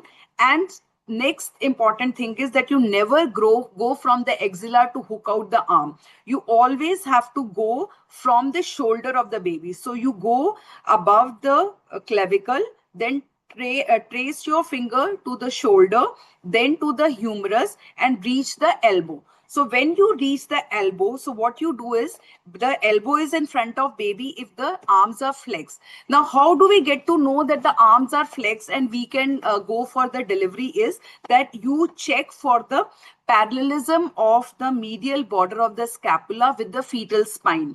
So if this is not parallel, the arm is not going to come down till the level of the axilla. So it is a good practice that when the scapula is visible, you check that the medial border of the scapula is parallel to the fetal spine. Because if it is parallel, that means the arm is flexed in front of the body. And in case there is extended arm or nuchal arm, there will be winging of the scapula. So this is one important thing that you have to look for. And if the axilla comes down, and one more important point is that if you have not pulled from below, the baby is generally in the attitude of flexion. So there is no reason why should there be extended arm. So when you see the axilla, you go above the shoulder and trace the humerus and go right till the level of the elbow. So when you reach the elbow, you give a gentle pressure and abduct it. So the arm will flex and there will be abduction and the hand will deliver. So it was in front of the baby when, and if you have given a pressure here and you have abducted, the arm will come out and you can deliver this arm. So now for the posterior arm, you hold the baby again in the breech towel, flex it and gently take the baby up, and then you pass your two fingers above the shoulder, trace the humerus, reach the elbow, and then you press the elbow, gently extend it. It will get flexed and abducted, and the other arm will be delivered. Now, for the delivery of the fetal head, there are three techniques by which you can deliver the fetal head. So one is the Burn Marshall technique. Although these days it is not preferred, because if you are not careful, you may cause injuries to the cervical spine of the baby, or maybe there is stretching of the brachial plexus that later later on can lead to nerve palsies. So in this technique, what is done is you let the baby hang by its own weight. So when the baby is hanging by its own weight, you wait for the delivery of the nape of the neck. So it's only when you see that the suboccipital region is delivered that you further try to deliver the baby. And what you do here is you hold the baby from the ankles with one finger in between two ankles. And you give with the other hand, you are giving a perineal support, and you maintain the traction on the fetal body. So when you are maintaining the traction on the fetal body, and here you are giving a perineal support there with the long arc. So it should not be that the movement should not be at the cervical spine. So what you're trying to do is maintaining a traction. You take the baby over the mother's abdomen. So in that, this face and mentum, face and the brow will deliver, and finally you release the rest of the head. So this is Byrne-Marshall's technique. So Byrne-Marshall technique has two points in it. There are two the processes that you are going to do. First process is that you will let the baby hang by its own weight till the nape of the neck is visible.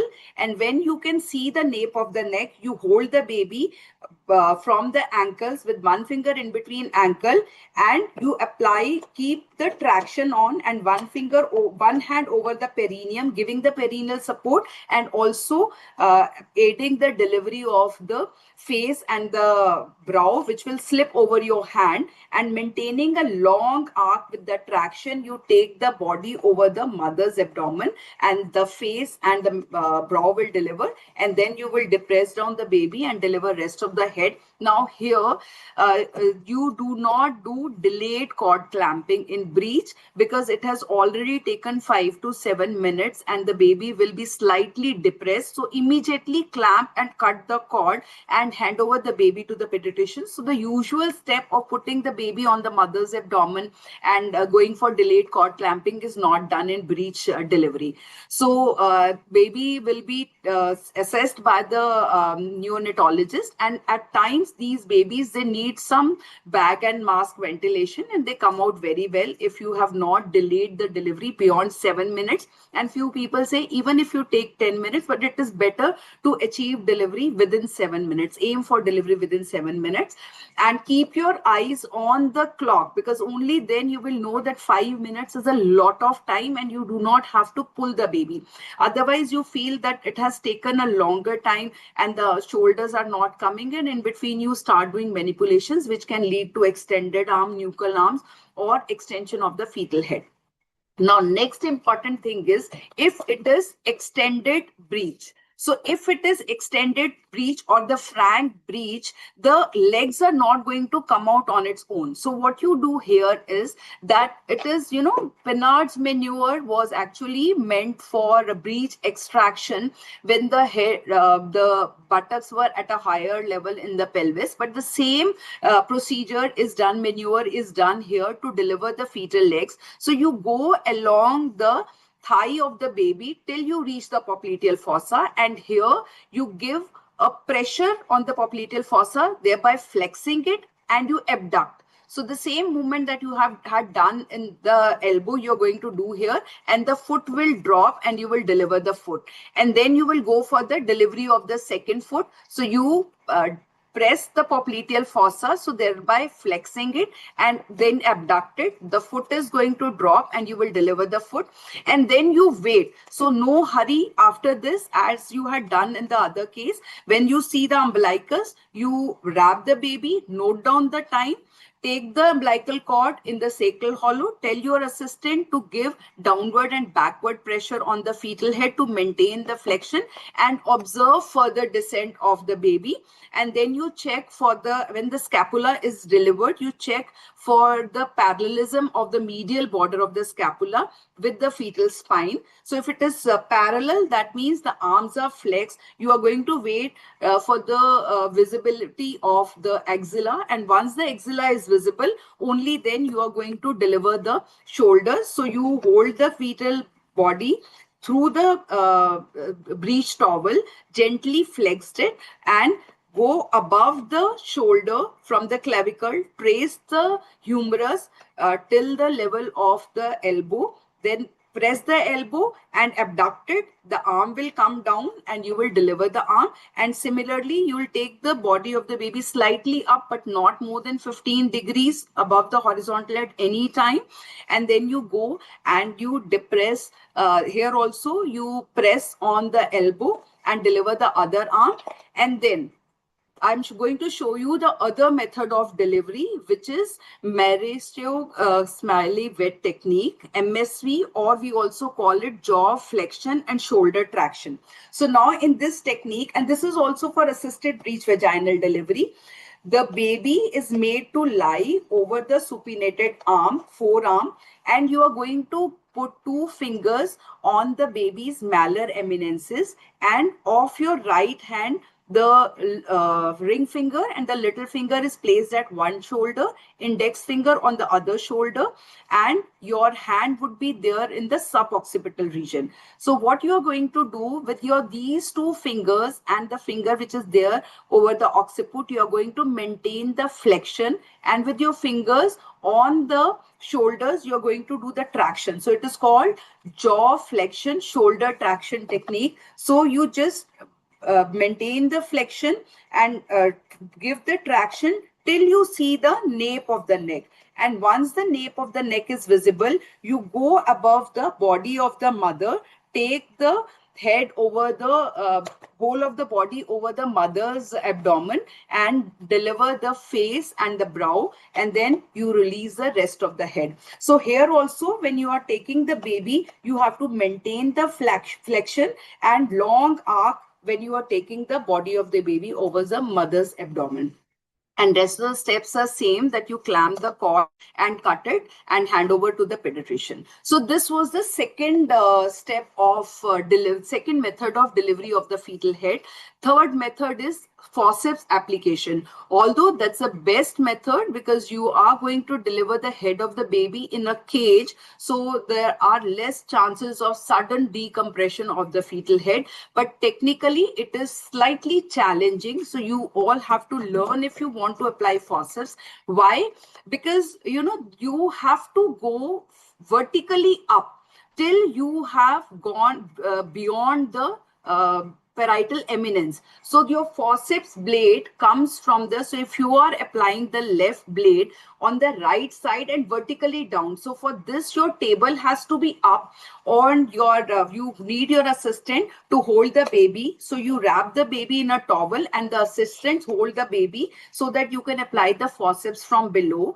But one important thing here is that when you are applying the forceps, assistant is holding, the assistant is not supposed to take the body of the baby for more than 15 degrees from the horizontal surface, and you go for you have to take either table up and you also have to kneel down so that your forceps blade comes vertically up. So from the other side you go along the face, and when you have gone above the level of the parietal eminence, only then you bring your blade to this side. So this is some technique which needs to be learned, and you have to have long shank forceps, which are Piper's forceps or Das variety forceps, which should be available, or you can go for the mid cavity forceps also if nothing is available. But then this technique should be learned before you go for forceps application, because otherwise if you too prematurely you take the forceps blade to the side, it can just get stuck just below the parietal eminences and it will slip and cause injury on the face of the baby. So this is important in the forceps delivery. Then another important thing of the breech vaginal delivery is, in case you are delivering a baby for whatever reason, there is loss of parallelism of the medial border of the scapula with the fetal spine. So that means the arm is either extended or the arm is nuchal. So in this case, what you are going to do is, I prefer doing a Lofset maneuver, and all of you to learn Lofset maneuver, because this is one thing which you may require even when you are doing a cesarean delivery. So the steps of delivering the babies may be same there also. So if there is extended arm here, So what you're going to do, you're going to hold the baby by pelvifemoral grip. So let me show you what is the pelvifemoral grip. That you hold the baby from the pelvis and the thumb, your both thumbs would be parallel to the fetal spine. So here the important thing is that you should not be too much on the femur, because if you are holding the femur, you may cause either fracture of the femur or there could be dislocation of the hip joint. And if you're too much on the abdomen of the baby, you will cause abdominal injuries to the baby. So it has to be a pelvifemoral grip with your two thumbs parallel to the fetal spine. And how you're going to do it, that when you go inside, so what you do is you gently, because it was extended and the baby has come down, so probably it has got impacted just above the symphysis pubis. So you gently dislodge it. So you take it up, dislodge it slightly, and then rotate the body of the baby by 180 degrees. And when you are coming in front, just before that, slightly depress the body. So when you are completing your 180 degree, just before that, depress the baby so that the shoulder comes below the symphysis pubis. And then you can, as you have been told before, that you go from the clavicle to the shoulder and trace the humerus and then reach the elbow, and there you give a, so if it is a this extended arm, you reach here and you give a pressure and you abduct it. The hand of the baby will swipe over the face and you will be able to deliver. Now the next shoulder, which is posteriorly, if you can approach that shoulder and it has come down, you may deliver it as you have delivered in the previous method, or you can again hold the baby by pelvifemoral grip, rotate the baby, and as you are going to complete 180 degree rotation, depress the baby so that you have a shoulder coming out, and then you slightly flex the baby's body, legs you hold and flex, and you go along the shoulder and humerus, reach the elbow, and you give a pressure on the elbow and abduct it. This hand will also deliver from over the swipe over the face of the baby and will deliver. And then there is delivery of the head of the baby, which can be accomplished either by Bern-Marshall technique or by jaw traction and jaw flexion and shoulder traction. And if you're competent enough, you can apply the forceps. That would be the best thing to do. Now, next method of delivery of, now what is the principle of Losset maneuver? So just let me show you one thing. So what happens is when the baby is delivering, the posterior shoulder generally has already entered into the sacral hollow and the anterior shoulder is stuck above the symphysis pubis. So the posterior shoulder is at a lower level. And if you can see that the anterior pelvis anteriorly in the lower part is deficient. So anterior wall of the pelvis is deficient in the lower arm. So what we are trying to do is that we are going to rotate the baby and bring this posterior shoulder anterior. So when we are bringing the posterior shoulder anterior, which was already at a lower level, and there is deficiency anteriorly in the pelvic wall, the shoulder, it comes below the symphysis pubis and you can easily deliver it. Now, important thing is when you are doing the rotation, you always keep back anterior. So if it is a nuchal arm, you have to rotate the baby towards the direction of the finger. Only then you are going to achieve, you are going to bring those arms anterior.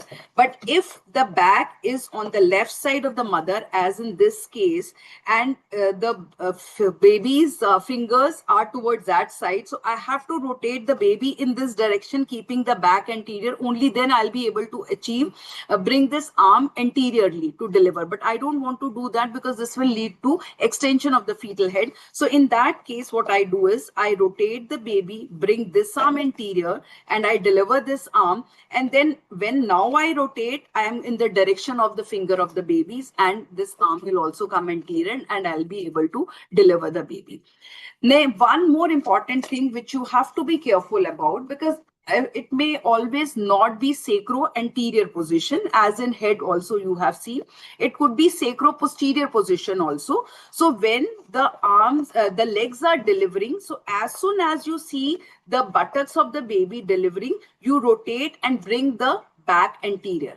So in place of it posteriorly, if it is going posteriorly, because when the restitution take place, the back from the AP will go towards the sacrum will go posteriorly. So if you see it going posteriorly, you just rotate and bring it anterior. So this is the only modification we are going to do in case there is sacro-posterior position, and rest once you have brought it forward, the rest of the movements are going to be same.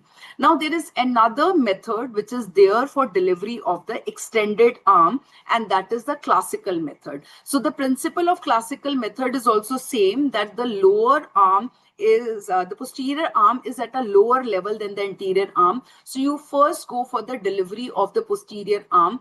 But because this procedure, it involves manipulation, which are higher manipulation, and maybe you are reaching inside the lower segment of the uterus to deliver the posterior arm.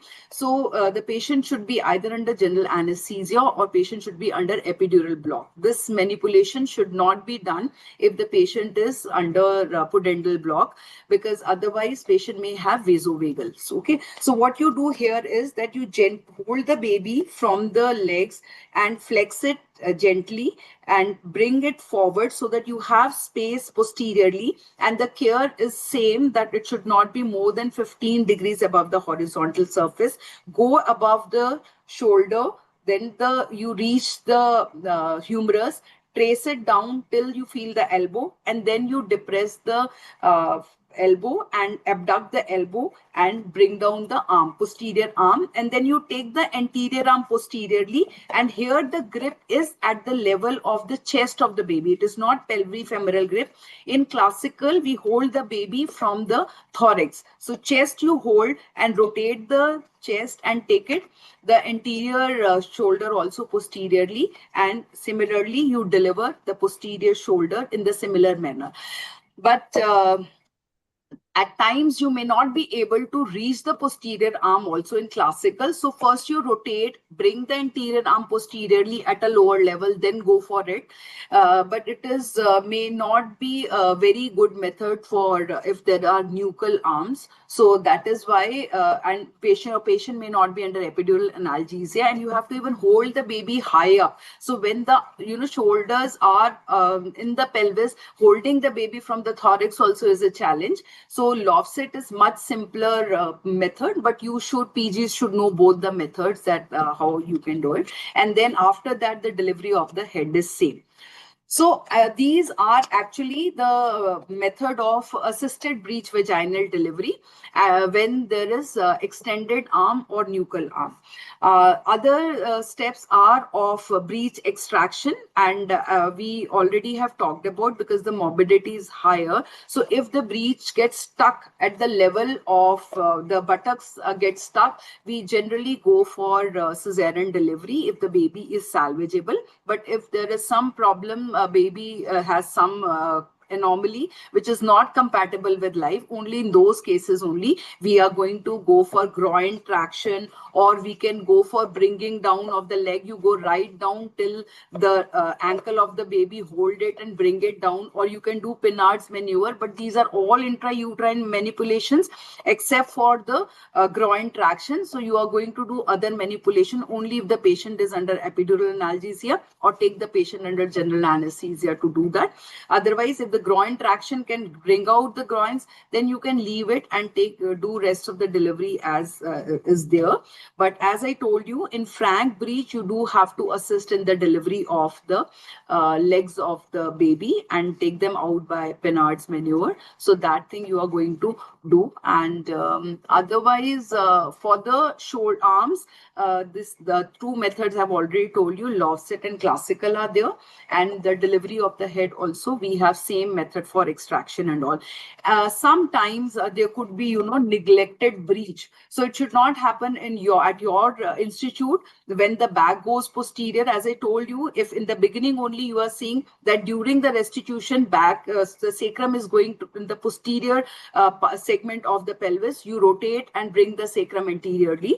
But if it is neglected and patient comes to you like this, then Parag's maneuver is something which is opposite of the shoulder traction, jaw flexion. So you are just going to take this baby's body straight up and try to deliver the baby, but it can be slightly difficult also. And other things which you should know just to complete breech vaginal delivery is that if the mother has pushed through the undilated cervix and the baby is salvageable, you can go for Druson's incision. These are the cervical incisions, so you avoid 3 o'clock and 9 o'clock position, and also you should avoid 12 and 6 o'clock position also because of the fear of extension. So we generally give it at 2 and 11 o'clock, and you should go for both side necks rather than giving on one side, because otherwise the one side may get extended and the tear may go in the lower segment. So this is only in desperate condition, if the baby is salvageable and the mother has pushed through the undilated cervix. Then there is something called as Zevinelli maneuver, in which it is generally done under anesthesia, and you have to achieve a good uterine relaxation because you are going to deposit the body of the baby whole into the uterine cavity, which technically becomes difficult and deliver baby by cesarean section. And by the time it all happens, generally you will not have a live baby unless it was in the OT, and immediately you do the cesarean and pull the baby from above.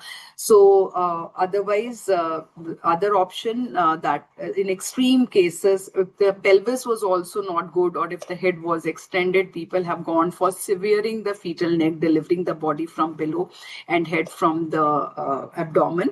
But we should try that such situation should not arise. That is why it is very important that before the patient goes into labor, or if patient comes in early labor, she should be assessed properly that whether she will be able to achieve breech vaginal delivery. Thank you so much. That's all from my side. If there are any questions, I'll be happy to answer. Thank you so much, ma'am, for your excellent demonstration and presentation. I'm sure this will be immensely benefited to all the postgraduate students. And for the benefit of the students, we would like to say these programs or recordings of the program will be in the ICOG website as well as in the YouTube is available. So thank you so much, madam, again for your valuable time and excellent demonstration for this. And I'm sure this is going to be immensely benefited for the students, postgraduate students. Thank you so much, ma'am. Thank you. So because of the lack of the time, any questions and is there in the chat box? We would like to try, ma'am. But we'll move on to the next session. And for the next session, so this is session 3, and it's again related with the multiple pregnancy. So this is on the fetal reduction in a higher order gestation. Dr. Mandakini, madam, are you there? Yes, I'm there. Yeah. So the session will be taken by Mandakini Pradhan, madam. Madam is professor and head at GPG IMS Lucknow. She has immense and vast experience in fetal medicine, so we'll be very happy, and I'm sure this is going to give a very important learning and complete on the aspects on the fetal reduction for the benefit of the students. Over to you, madam. Yeah. Good afternoon, everyone. I'll be talking on precision in the womb, evolution, clinical protocol, techniques, complication, outcomes of fetal reduction. Basically, all these terminology, what I will be talking on is fetal reduction. I'm thankful to Dr. Hafizur and ICOG whole team for inviting me for something talking on this that we usually do. In fact, yesterday I have done 2 fetal reduction, one for, both of them are for quadruple pregnancy.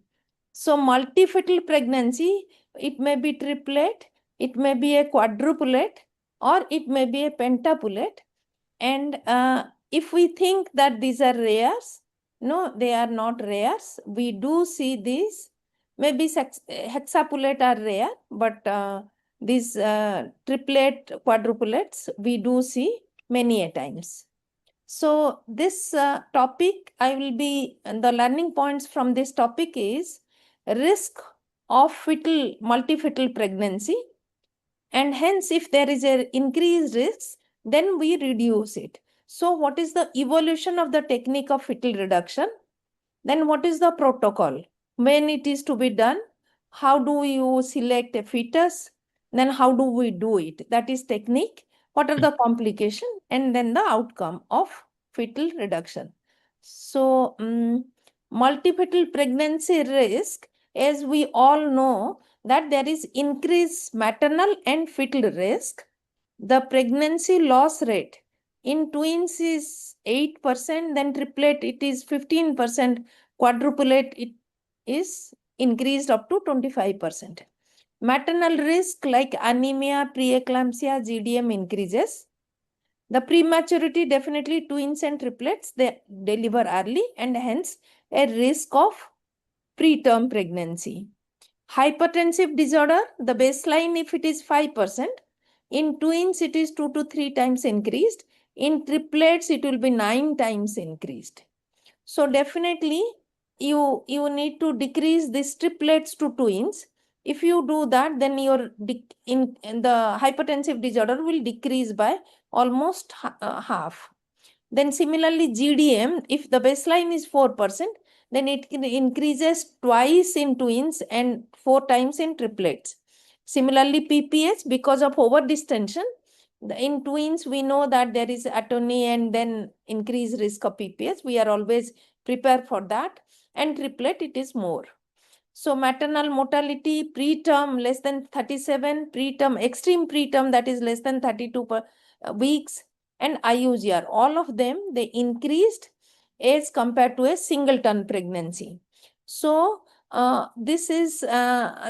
hence you try to make triplets into twins, and I will be explaining subsequent slides.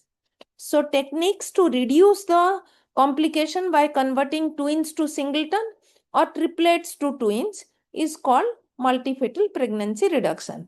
This decreases maternal complication, reduce fetal complication, and doesn't increase the risk of congenital anomaly of the surviving twin.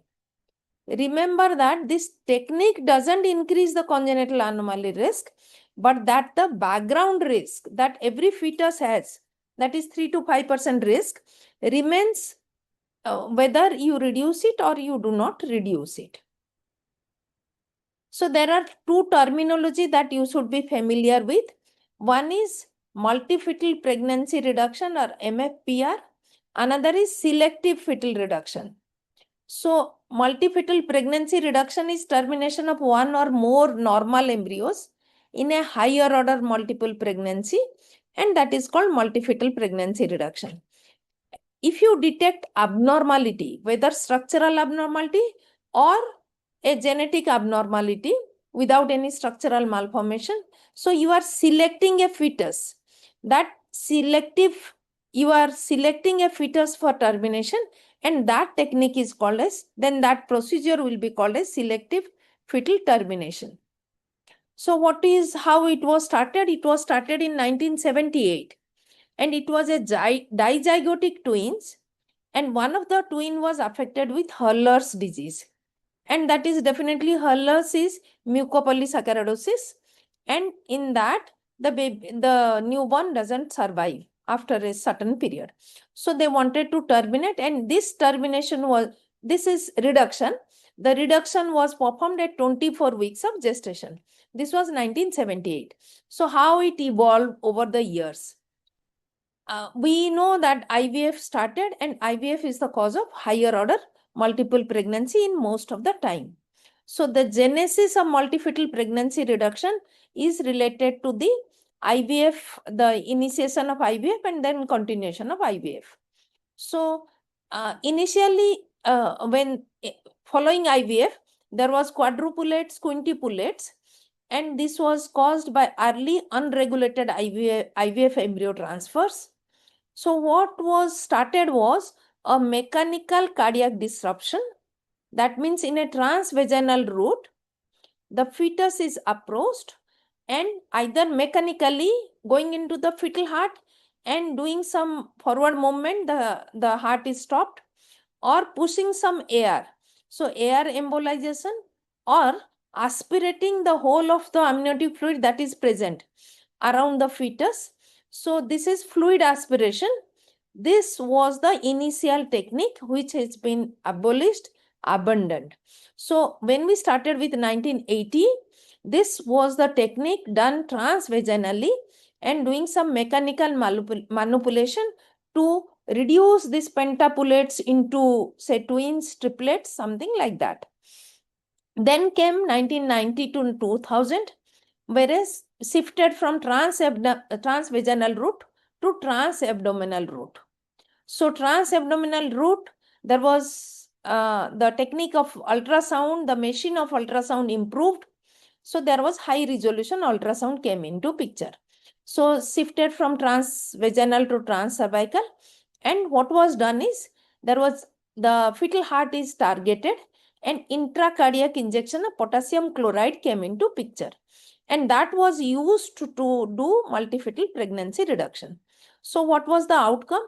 So then the outcome was that the pregnancy loss rate, that in quintuplet, quadruplet or triplet, that came back to almost the safety window of 4 to 7%.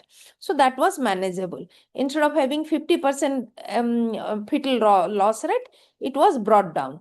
So the all evolution was done between 1990 to 2000. Next came the technique of selecting. How do we do in monochorionic twins? I'll be coming on to it.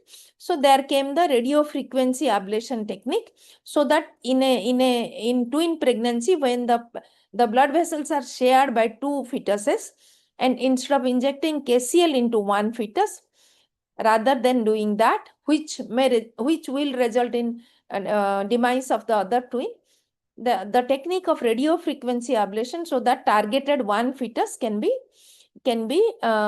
reduced, and that is in monochorionic environment. So that is selective termination, targeting a specific fetus and twins to a single. Then came whether we should go on with a twins only, we should not reduce less than twins.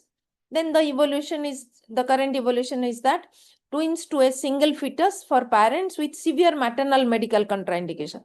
Say, for example, a woman who has got chronic kidney disease, thereby resulting in chronic hypertensive, controlled on multiple antihypertensives.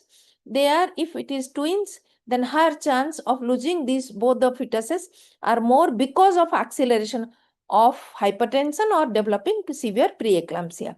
So if you reduce that woman to single fetus, then our pregnancy outcome will be better.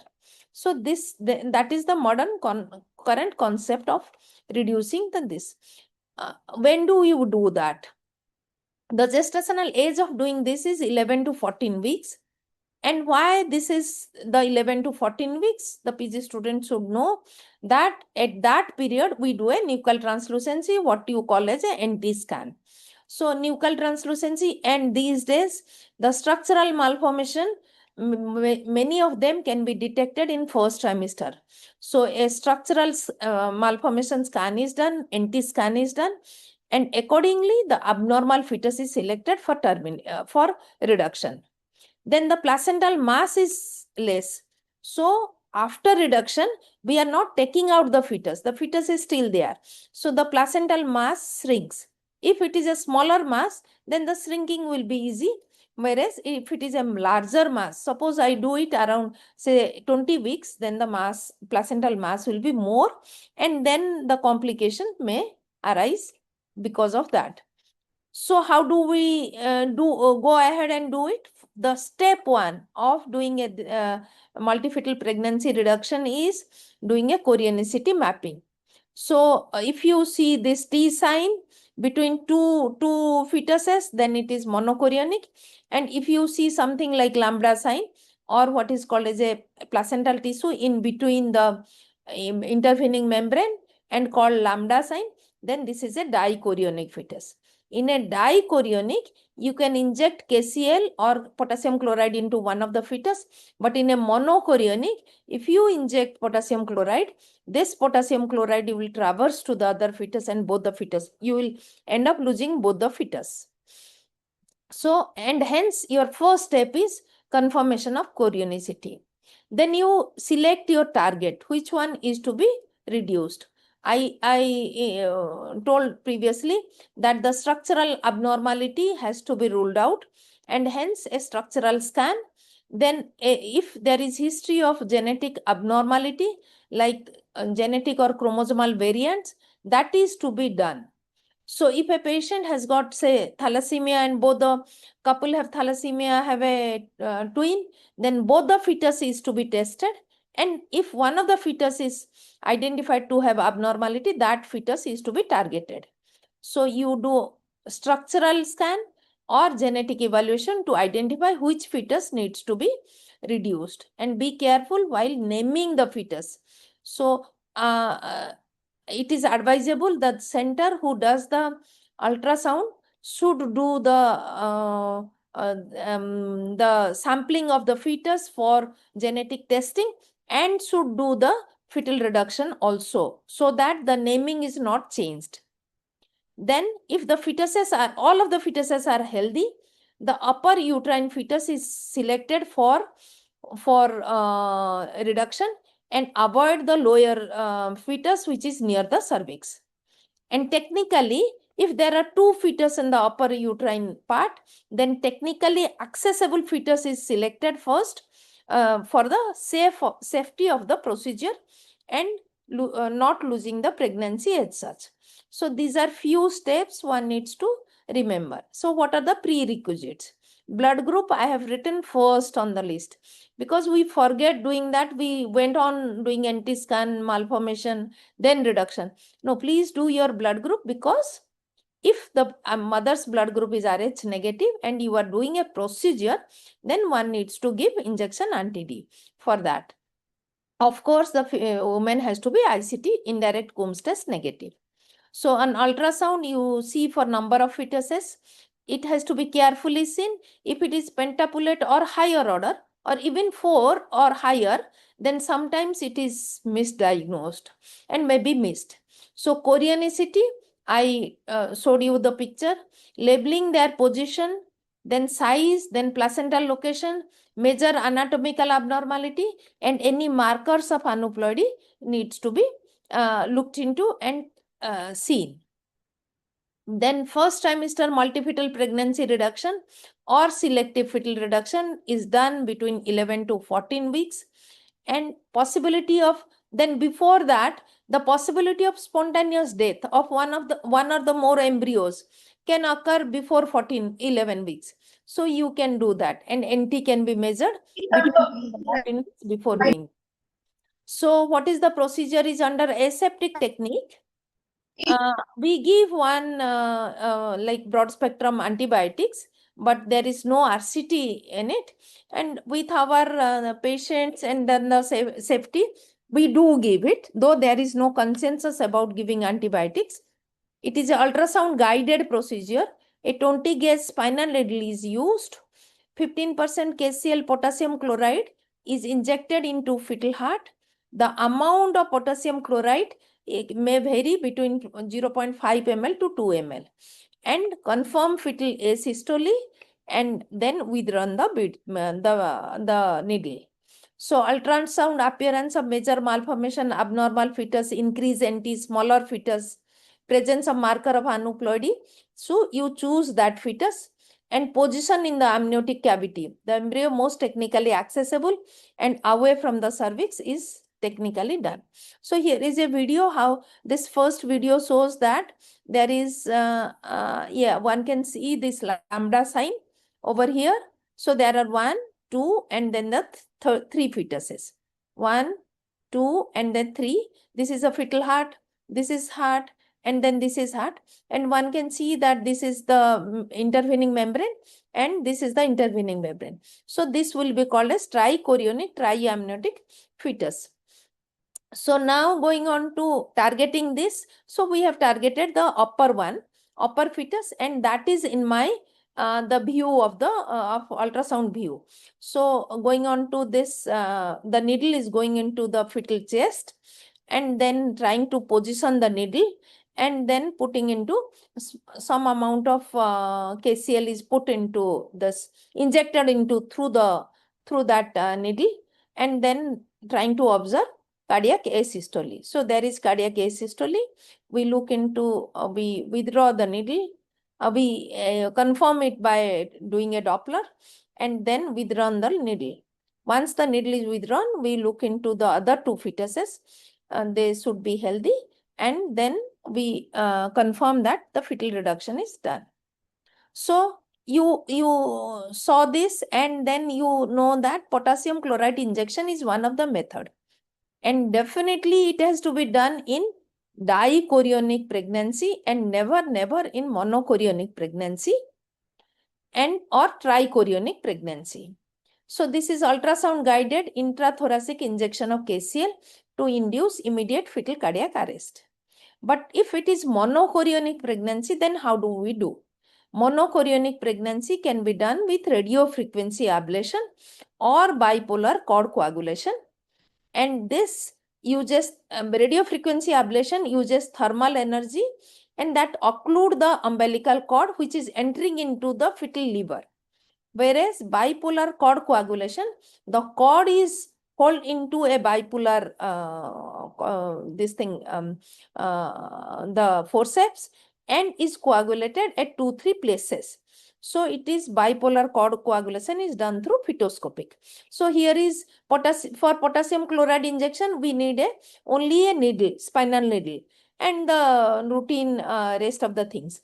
But for RFA, this is the RFA needle that is used, and a energy source that is used. So the energy source has to be adequate, and then RFA, the RFA needle has got a prongs, which on pushing these prongs open up, and sometimes this thing has got, the needle can have 5 prongs or maybe 7 prongs or 9 prongs.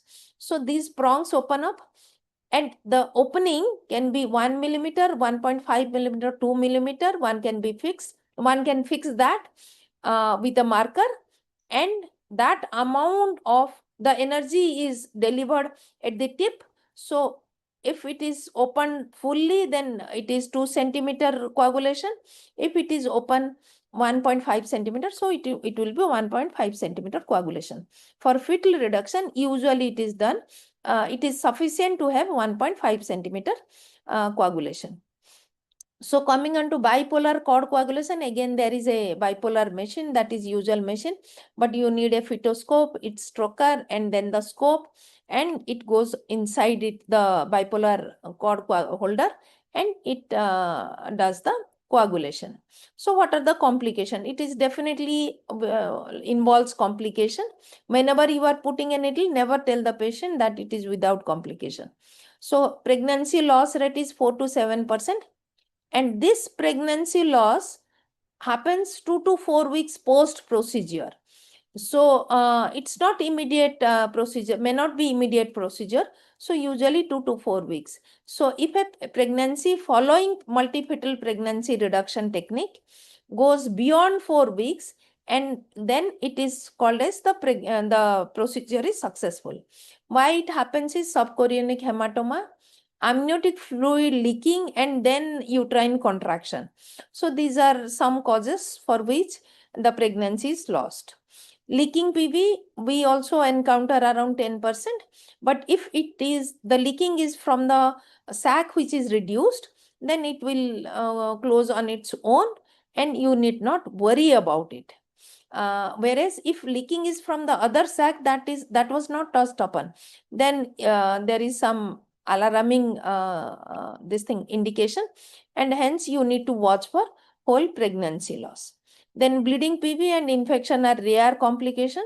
There could be feto-maternal hemorrhage, and hence I told Rh negative women with ICT negative should be given injection anti-D 300 microgram. So what are our, this is a standard technique and standard teaching. There are some deviation to this standard. Can we do after say certain gestational age? It is safe up to 16 weeks. Can we do after 16 weeks? It is safe to do twins or to singleton if in maternal indication. But if the mother requests to convert twins to singleton, should I go ahead and do it? Dichorionic pregnancy, it is recommended, and monochorionic, we are doing radio frequency ablation to do it. And early detected malformation and genetic disease should be done, but what happens if it is detected late? So I have some guidelines for this, what other countries are doing, though we do not, in India, we do not have a specific guideline for it. So what happens in placenta percreta? Can I go ahead and do a this thing for placenta percreta and ongoing bleeding PV? So in ongoing bleeding PV, we wait till the bleeding stops at least for 7 days, and then only we do. Otherwise, these patients are prone for complete pregnancy loss. And placenta percreta, there is no contraindication of doing it, but you need to identify placenta percreta, take necessary the consent, and then go ahead and do it. So coming on to dilemma of 16 weeks or more, there is after 16 weeks it is rarely done. Literature reports up to 26 weeks, but in UK there is some guideline saying that it can be done after 32 weeks. See, you are diagnosing a malformation at say around 18 weeks. You continue the pregnancy till 32 weeks and do a fetal reduction of that malformed fetus after 32 weeks. Why it is so is to avoid complication of fetal reduction, that is preterm delivery. So if you do at 32 weeks or after that, even if the pregnancy results in preterm delivery, the baby will survive. The normal baby will survive.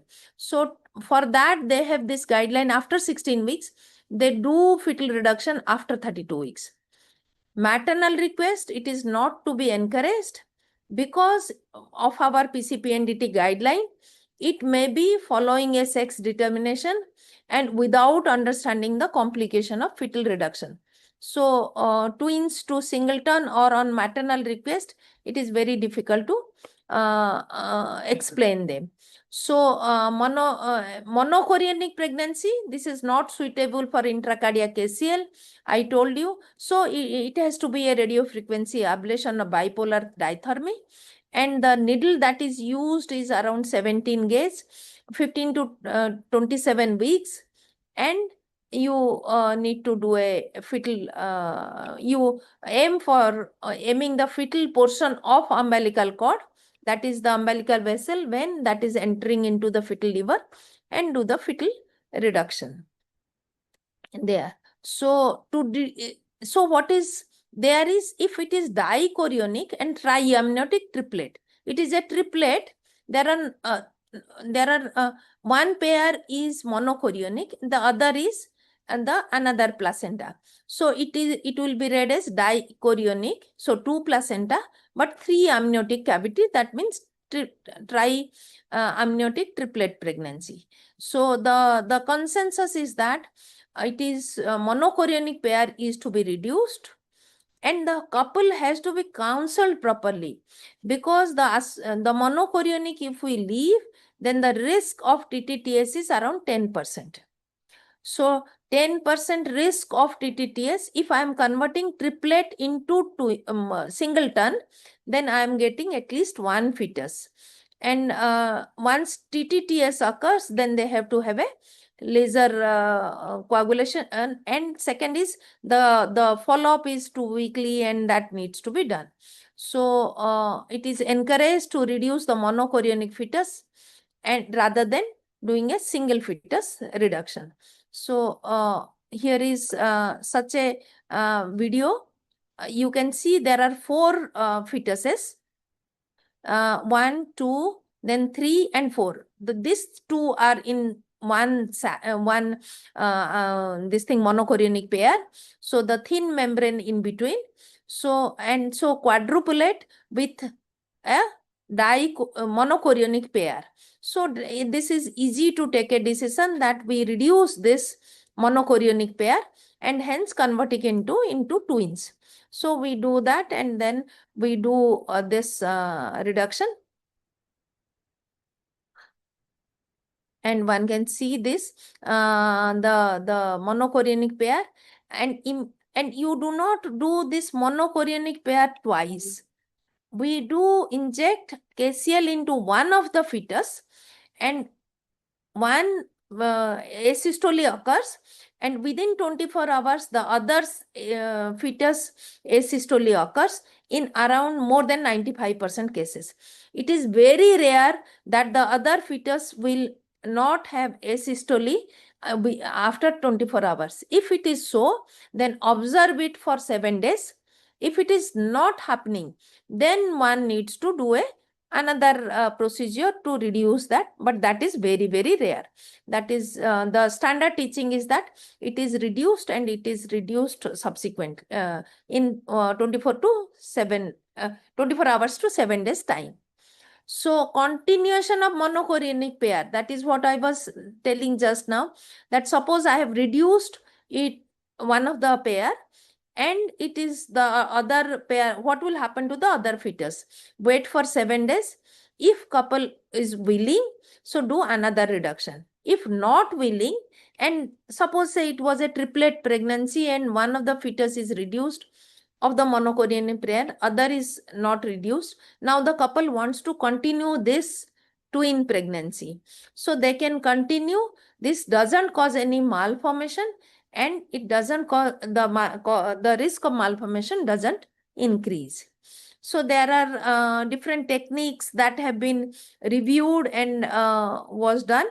And if you see pregnancy loss less than 24 weeks in without reduction and with reduction, this is intervention group and this is expected group. So naturally pregnancy loss rate is more here. After intervention, pregnancy loss rate decreases. So your pregnancy outcome improves. Even median gestational age at delivery, after reduction, naturally the number of fetus is decreased. So 31 weeks versus 35 weeks, you can go up to 36, or if you are reducing into singleton, then it may go up to 38 weeks pregnancy. Similarly, any type of twins of different types, always if it is intervention group, the intervention group, the outcome is more favorable than the expected group. So monochorionic diamniotic twins discordant for abnormality, and doing RFA also, the outcome is better. So it is you need to choose what is the chorionicity, and hence what should be your method of doing fetal reduction. So how do we prevent this? This involves risk to the mother fetus, and what we do not see is the psychological impact the woman undergoes or the family undergoes. So it may be immediate, it may be long term, and even including postpartum. So we need to understand that, and for prevention, now the recommendation is single embryo transfer. We do see less number of multifetal pregnancy these days, and our procedure rate of fetal reduction is less. Cumulative live birth rate is same for single embryo transfer versus 2 embryo transfer. ART may induce monozygotic twinning, and cancellation of hyperstimulation cycle, reducing dose of gonadotrophins, conversion of IVF if more than 3 follicles develops. So these are few steps where we can reduce multifetal pregnancy, and always prevention is better than doing a procedure. So here is, towards the end, here is a very, very rare case, trichorionic triamniotic pregnancy. Both parents were deaf and dumb. So they were very, very educated, rather quite educated, and their genetic mutation were identified. So what was done is, now all three fetuses has got independent risk of 25%, risk of having deafness, and the parents never wanted deaf baby to be born. So now in such patients, parents, one needs to counsel them that the chances that the baby will be like them. So if you tell this sentence that why are you not accepting a baby who will be like you, then the parents are clear about it. So counseling is one of the important part. Now how do we go about it? So we did these three trichorionic, three placenta. CBS has done in three fetuses. So here it was very, very important to name the fetuses. So if I name this as A, B, C, I do send the lab labeling the A fetus placenta, the CBS sample as A, fetus B and fetus C, and then the accordingly the reports will be analyzed. So in this case, 2 fetuses were found to be affected, and those 2 fetus were reduced, and the remaining fetus which was done was healthy. So here I have already done one reduction, and I was about to do the other reduction.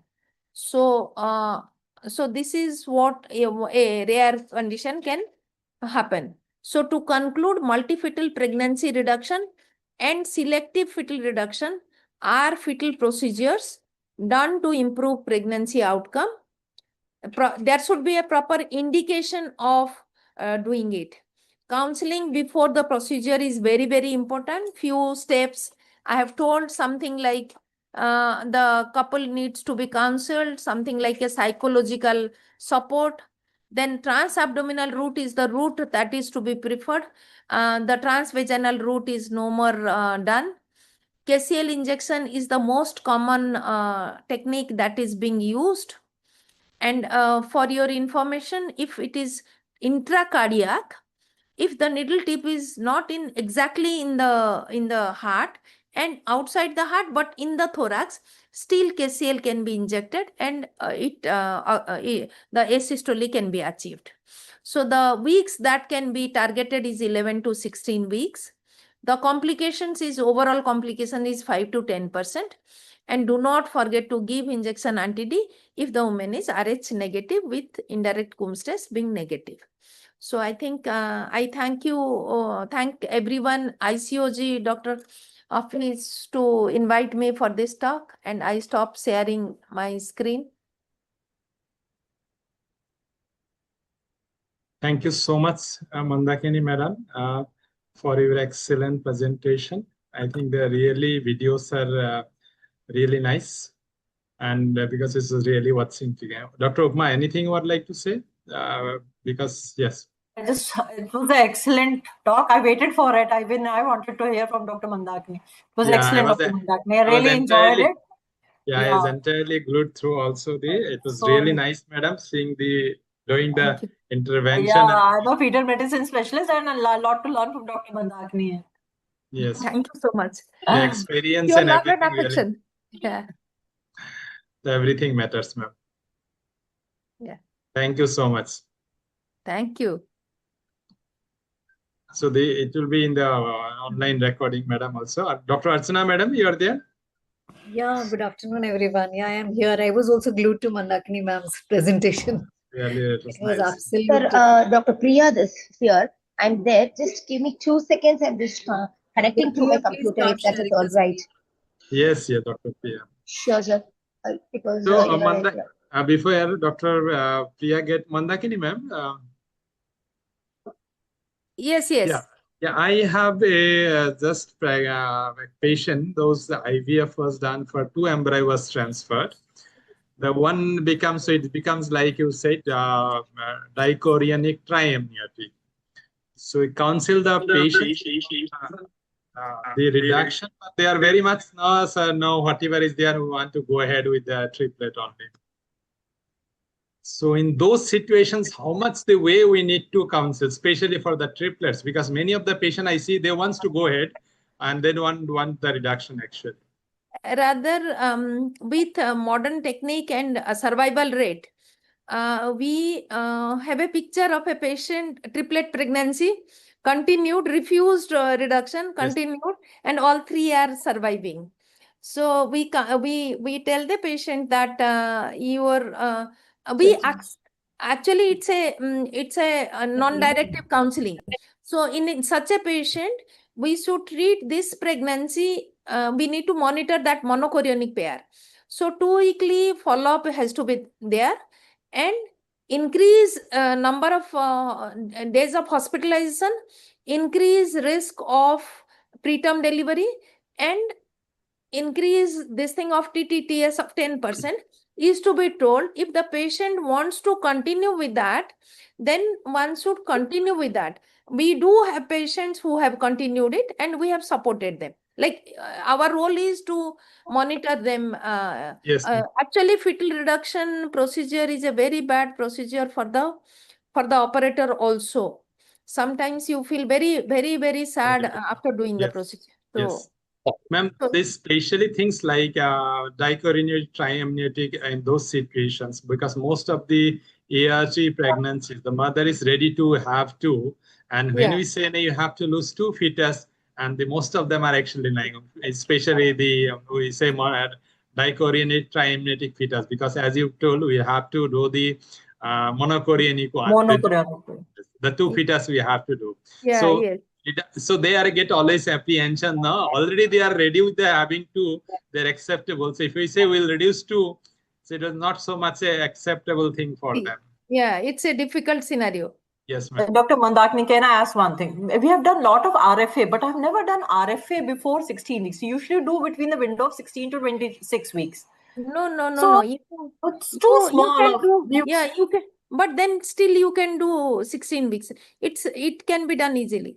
So how earliest RFA you have done? How early you have done RFA? Because 12 weeks. 12 weeks you were able to do RFA because it's a 17 gauge needle. So you have used done at 12 weeks earliest. Yes. Okay. Thank you. Yeah. Thank you so much, ma'am, for your time as well as contribution today. So we'll move on to our last session. That is the important one. There are lots of students as again joined for this, the quiz on multiple pregnancy. Shall I share my screen, sir, if that's all right? Please go ahead. You just carry out the scanner and everything so the student can start joining. Yes, so over sure. to you, Dr. Archana Madam, Dr. Rizesh, and Dr. Priya for the conduct of the quiz. Yeah, we are ready with the quiz. Priya is sharing the screen. Regis might not be able to join because he's there, madam. He's joined, madam. Yeah, he has joined, but he has a madam, I'm here. I'll be leaving at 2:30, madam. Okay, fine. That's nice. Ma'am, you want me to give the instructions, madam? Yes, you can start instructing. Yes, ma'am. So very welcome to one and all, and thank you ICOG team for giving us this opportunity. So Dr. Rajesh, Dr. Me, and Dr. Archana Kumari, madam, we will be the quiz masters for today. And for people who already know you, you can go into your Kahoot app and then join the gaming pin. And for people who are new to that, either in the browser, you can type as www.kahoot.it, and then you can enter this gaming pin. The gaming pin is 496140. Okay, or you can take your phone and then you can scan this QR code as well. So kindly join with the name so that we can call out with your name. It'll be nice if you can give us a full name as well so that your professors and teachers can be happy. So I'm waiting for the participants to join. Till now, no one has joined. Kindly, all of you start joining. Let us know. Thank you, Dr. Rohit. So once I'm not seeing how many students are there in the total group. So it is around sir 200. Can tell me. Around 200 is there in the delegate link. Sorry. No? Around in the delegate link. Yeah, they are the joining. Delegate link. Yeah, they are joining. Can someone tell me in the delegate link how much so that I can wait till they have joined? I think around 2-3 minutes you can take. That's. Yes, sir. So kindly, whoever has stayed, kindly stay back, don't leave. And anybody is having a trouble in joining the link, kindly message so that we will be waiting for you. So you can message us in the chat box.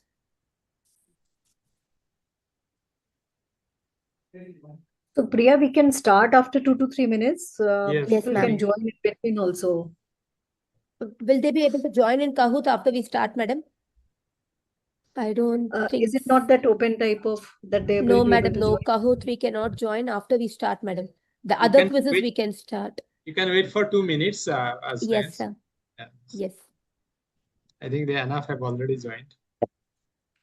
So we have 29 of them who have joined.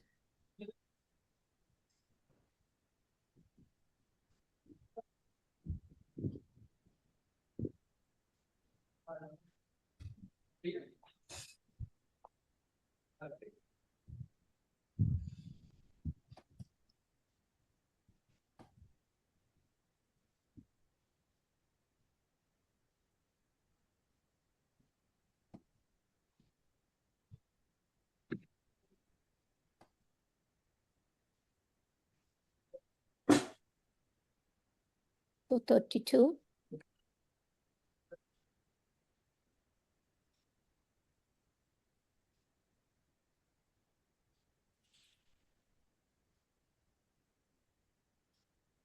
Anyone have any issues in joining can message in the chat box. So Whoever is S, please write your full name. MS, please don't join with your these kind of short forms. M and S doesn't mean anything, because if you win, we will be very difficult to identify you.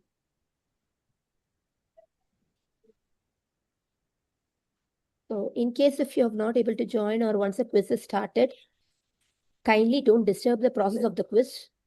Don't type the messages or answers in the chat box. Okay, you can still be a participant to listen to the quiz. I think we have 40 number. So can I start, doctor? Yes, you can start. yeah. Yes, ma'am. Yes, thank you, ma'am. Thank you.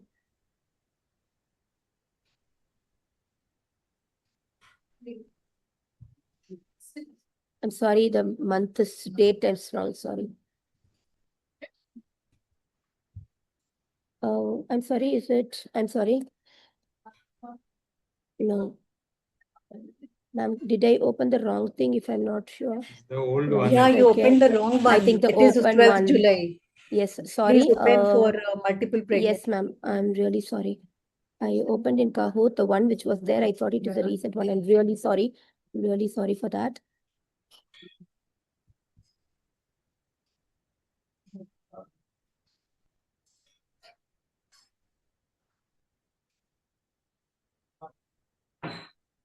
Oh, yeah, click on this one, Yes, multiple pregnancy. because that one was first. I'm really sorry. So kindly excuse me. Kindly all of you join again. I'm really sorry. Extremely sorry on my behalf.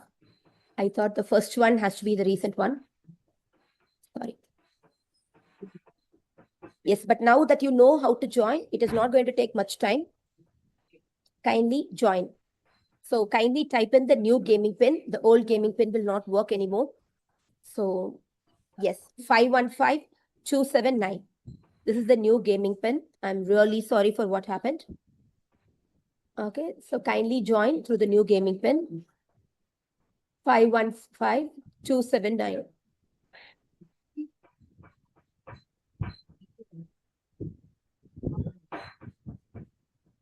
Thank you. Thank you, Dr. Saloni. Thank you. So all of you kindly join. We will not be having any more glitches. I'm really sorry.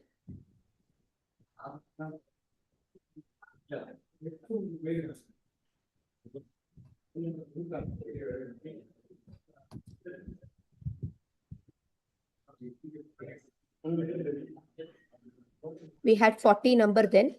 Once we have 40 number, I will start the quiz. Kindly all of you join. If you're having a problem, just message in the chat box so that we'll wait for you.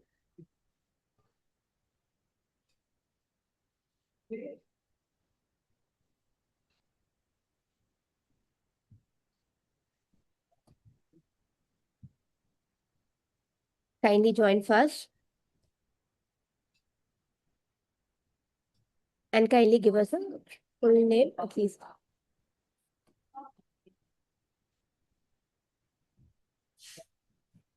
But 37. Anyone is trying to join, just leave me a message in the chat box.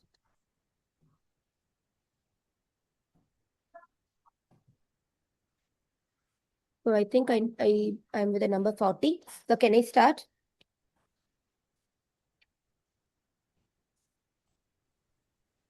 Madam, can I start, madam? Yes, please go ahead. I don't know if there is some problem. I'm not able to see the full screen, but let me see if I can see the question and answers. Something is wrong with my laptop. Yes, ma'am. Should I wait? You want to join in the phone, madam, otherwise?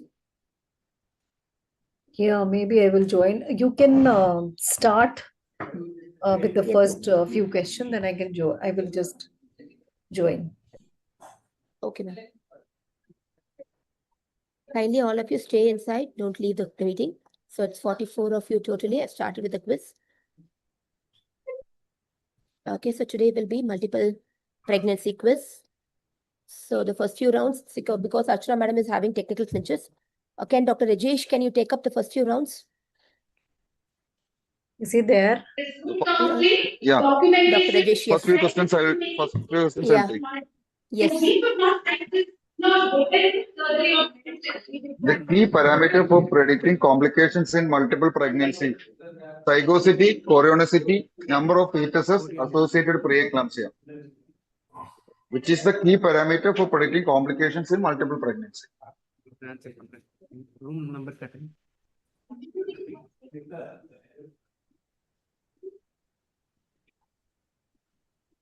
Yes, most of you have got it correct. It's the chorionicity, which is the major factor in predicting complications. So we have a scoreboard with Kirti leading. Next question. Which finding most reliably establishes monochorionicity? Lambda sign, same fetal sex, same placenta, T sign. We're going with the basics. So most reliably establishing monochorionicity, what is it? Whether it is lambda sign, T sign, same fetal sex or same placenta.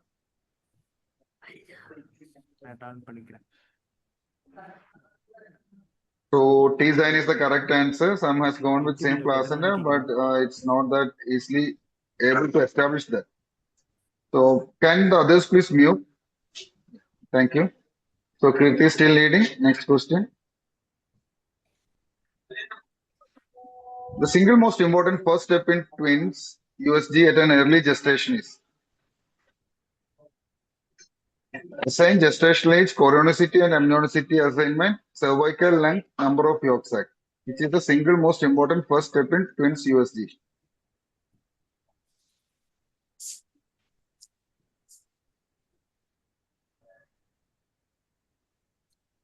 So most of us got it correct, the chorionicity and cycles. Next. The chorionicity of twins is best established at gestational age. 6 to 7 weeks, 8 to 10 weeks, 11 to 13 weeks, 14 to 16 weeks. So we all know the chorionicity should be established first, but what is the best time to establish it?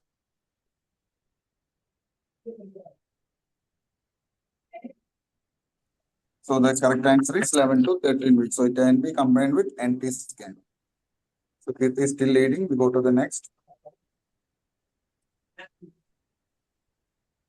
When there is dating disparity between both CRL and twin pregnancy in first trimester scan, what we do? We assign it with larger twin, assign with smaller twin, terminate the pregnancy, we diagnose it in early onset.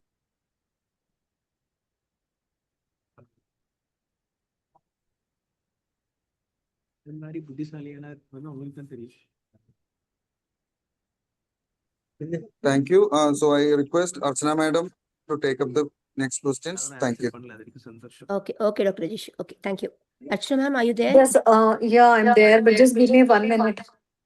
Okay, I will take You up the can next few continue, questions, ma'am, you and can then you can take continue. the third part. So Dr. Kirti is staying on fast, and we have a change in the scoreboard, followed by Dr. Ariza and Rajana. So the next question, which placental vascular connection is most strongly associated with TTDS? Is it the artery to artery connection, vein to vein connection, artery to vein connection, or all the above are strongly associated with TTDS?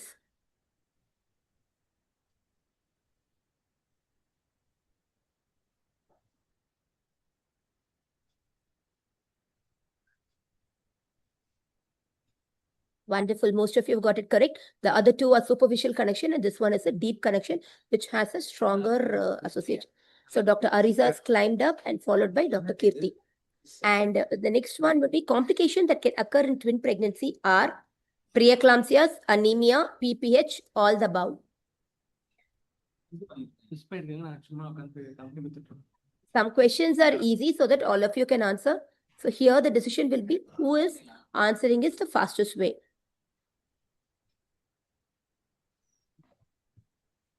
Wonderful. It's all of you have got it correct. The scoreboard pretty much the same. Dr. Ariza is there and Sejal and Adish has climbed up. Wonderful. So next, the principal determinant of the risk following single fetal demise is maternal age, chorionicity, estimated fetal weight, gestational age. So a single fetal demise, you will determine the risk based on which parameter?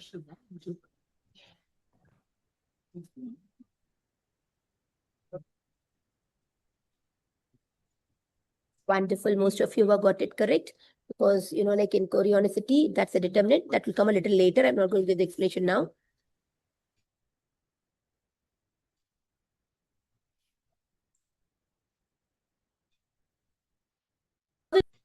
Okay, sorry.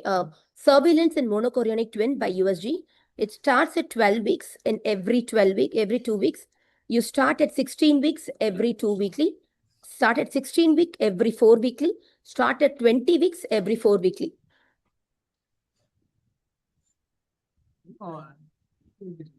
Okay, I think there is a connection problem here. I hope all of you are able to join again.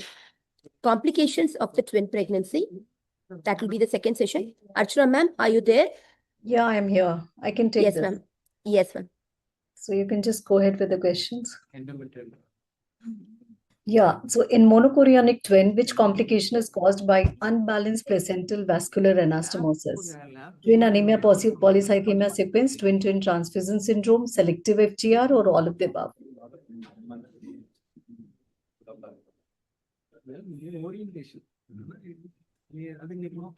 So I think the answers are pouring in. 3 seconds to go, and here's the result. All of the above was the correct answer, and Ariza is still leading at the top. In twin transfusion syndrome, which fetus is usually the donor? Is it polyhydramnios fetus, oligohydramnios fetus, larger fetus, or fetus with CCF? Again, relatively easy one, I would say. 5 seconds to go.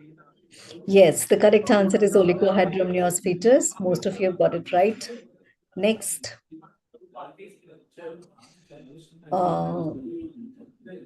Quintero staging system in multiple pregnancies primarily for twin transfusion syndrome, TAPS, that selective FGR, or all of the above?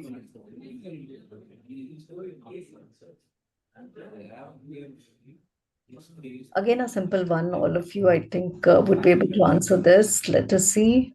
44 answers already there. 40 of you got it right. That's great. It is twin transfusion syndrome. And Ariza is still at the top. What is the defining feature of twin transfusion syndrome? Is it discordant fetal growth, discordant amniotic fluid volume, intertwin hemoglobin difference, or absent end diastolic flow?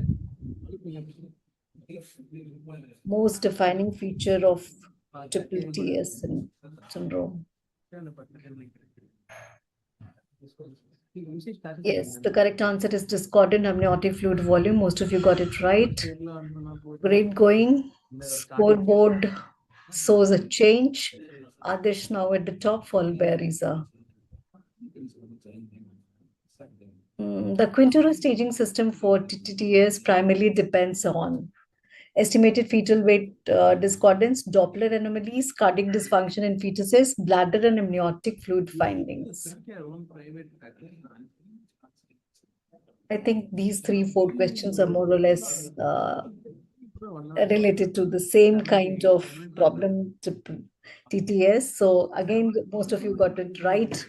34 correct answer, bladder and amniotic fluid findings mainly decide the staging of twin transfusion syndrome. I mean, I think they got confused with Doppler. Doppler's come, but that is the later stages. The earlier ones are like, not without Dopplers only.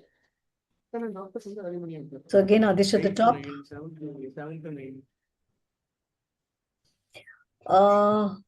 Monochorionic oligohydramnios in one sac, polyhydramnios in the other, and the donor bladder is not visualized. What stage it is?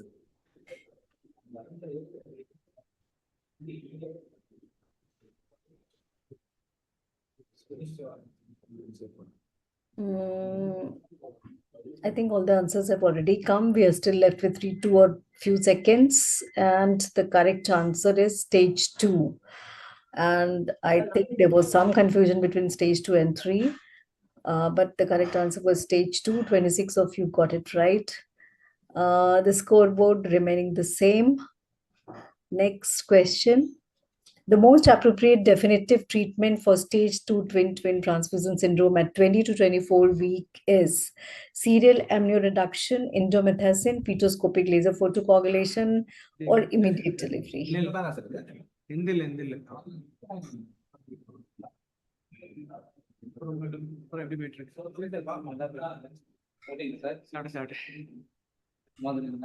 Well, the correct answer is laser photocoagulation. Most of you got it right. Scoreboard remaining same.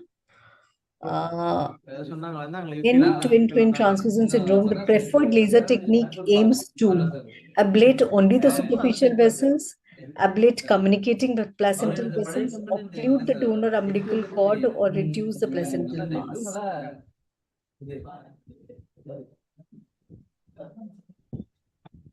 Yes, the answer is ablate the communicating placental vessels and not just the superficial vessels. Most of you got it right also. The scoreboard almost same. Which investigation is particularly useful for antenatal screening for TAPS?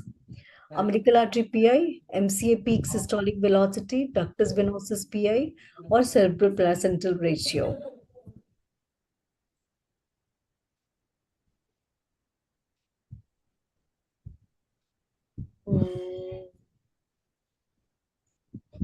All 43 answers are there, and most of you got it right. It is middle cerebral artery peak systolic velocity.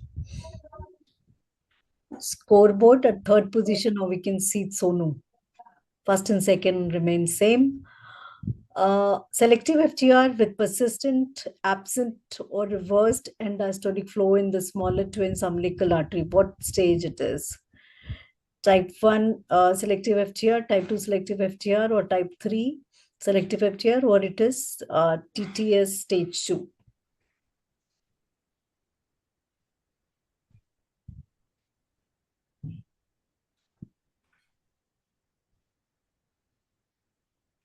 Well, the correct answer is actually type 2 selective FTR. I think most of you got it wrong this time. Let's see the scoreboard. Does it make any difference? No, it is same. Again, Kirti coming at the third position. Type 3 selective FTR is characterized by normal umbilical artery Doppler, persistent absent end diastolic flow, intermittent absent or reversed end diastolic flow, polyhydramnios, oligohydramnios sequence.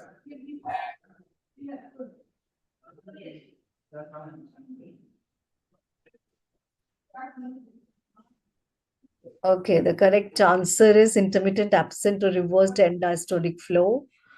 Can I add on this confusion is stage 2 is always a persistent absent or end diastolic flow is stage 2. Stage 3 is intermittent absent or reversed. Yes. That was the clue. Adish remaining at the top. Now Komal is at the third position. Next question. The major concern in type 3 selective FGR is sudden fetal demise and neurological injury, long-term sequel, needing prolonged NICU stay, or myocardial infarction in the fetus.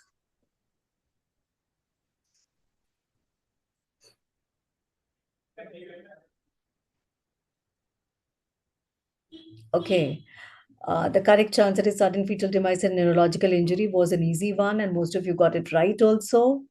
Scoreboard, Ariza now again at the top, followed by Adish and Komal.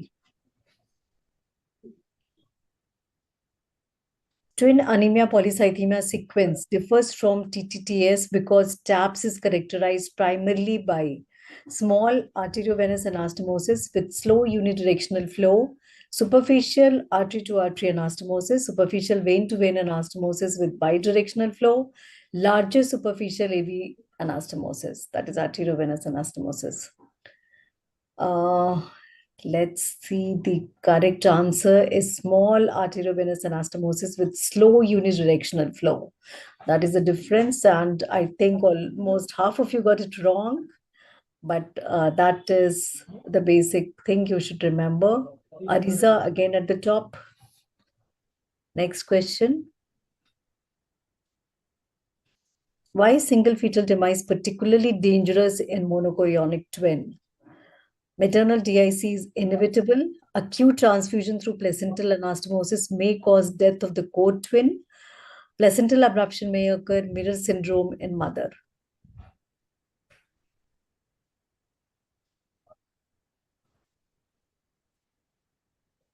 Yes, the correct answer is acute transfusion through placental anastomosis may cause death of the core twin. And in Mandakini Pradhan Madam's presentation, we were seeing that the injection of one potassium chloride only into one fetus can cause death of another. And again, Ariza at the top. The major management principle in mononeurotic twin is expected management until 34 weeks, intensive surveillance and planned delivery before 34 weeks, routine fetal reduction, fetoscopic ablation of the vessels.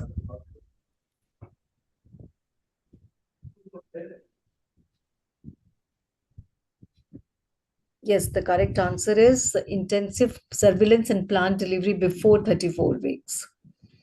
Because monoamniotic twin, we are not going to into explanation because that might be the next questions also. So let's see the scoreboard.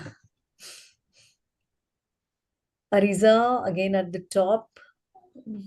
Adesh followed by Adesh. They are maintaining consistent lead. Severe FGR in one twin, persistent, absent, or reversed end diastolic flow with no significant amniotic fluid discordance. What is the diagnosis? Is it twin-twin transfusion syndrome, or it is twin anemia polycythemia sequence, type 3 selective FGR, or type 2 or type 3 selective FGR? Yes, the correct answer is type 2. We already discussed it previously. And some of you got it wrong also. So Ariza again at the top. Next question. In uncomplicated dichorionic diamniotic twin, the principal reason for increased antenatal surveillance is it the risk of twin-twin transfusion syndrome, or risk of TAPS, cord entanglement, or increased risk of fetal growth restriction and stillbirth?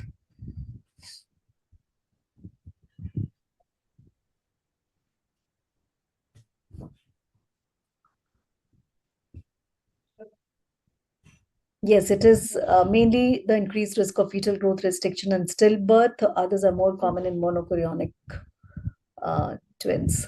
Next. Adish jumped at the top and Ariza coming to third position, Ranjana coming in second. Interesting change in the scoreboard. Next. Monoamniotic twins are particularly vulnerable to twin-twin transfusion syndrome, single fetal demise, cord entanglement, or selective FGR.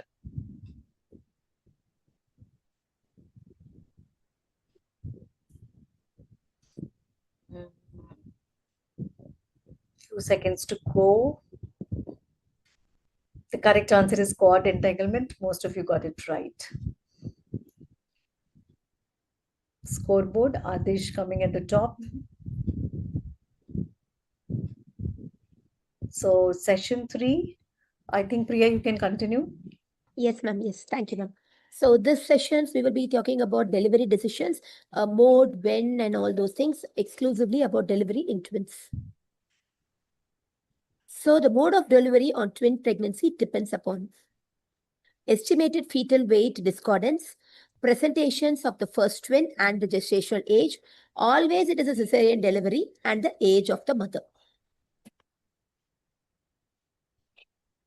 Wonderful. Almost everyone got it correct.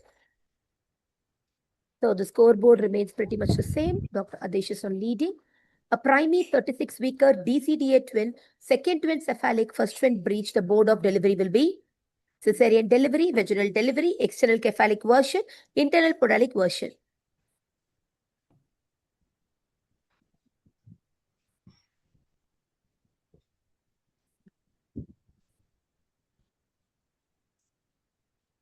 Wonderful. All of you have got it correct. So I'm not going to give you the explanation because those are going to be your next few questions. So the scoreboard is the same. A 36-year-old DCDA twins with first twin cephalic, second twin breech. The mode of delivery will be cesarean section. Vaginal delivery can be planned. External cephalic version milks the second twin cephalic and then you give vaginal delivery. Instrumental delivery.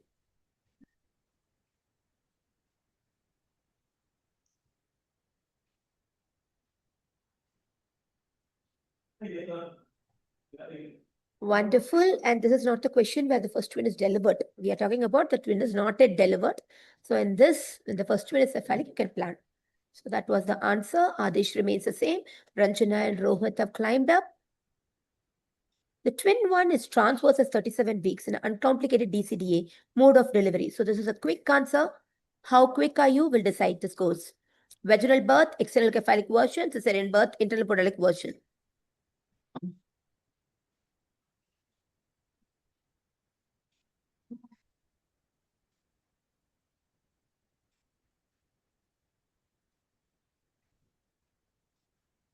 Wonderful. Everybody's got it correct. So if you've understood this, I think that's the success of the ICOG program. So Adesh is leading. MCD at 34 weeks, selected FGR, Dopplers, uterine artery PI is more than the 95th centile. What will be the management? Deliver immediately, deliver with steroid cover, fetal surveillance with the Doppler, fetoscopic laser ablation. So this is a 34-weeker with FGR and a uterine artery change showing a Doppler changes.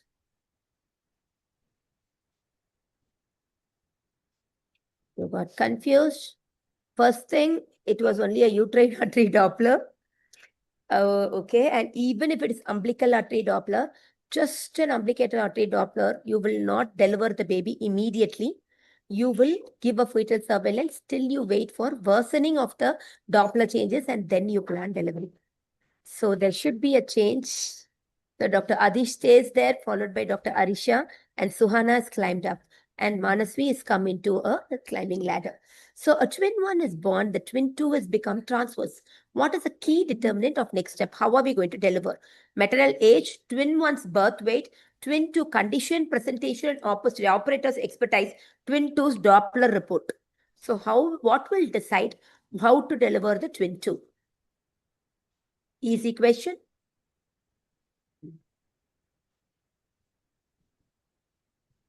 Wonderful. All of you got it correct. So scoreboard is pretty much the same. Uncomplicated DCDA with the previous LSCS. Mode of delivery. Twins is a contraindication for TOLAC. Vaginal birth is always preferred. Twin pregnancy itself mandates cesarean section. Individualized assessment based on VBAC eligibility and the twin specific factors.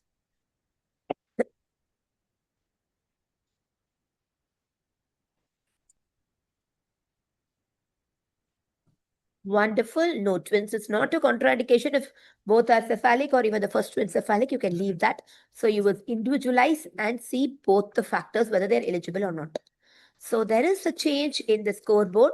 Adesh, Suhana, Manasvi have climbed to the top, followed by Dr. Rohit and Ramya Shri. Wonderful, guys. There have been changes. Few more questions. Twin one is delivered, twin two is breech. How will you deliver the baby? Cesarean for the second twin. Allow for vaginal breech delivery, internal podalic version and breech extraction, instrumental delivery.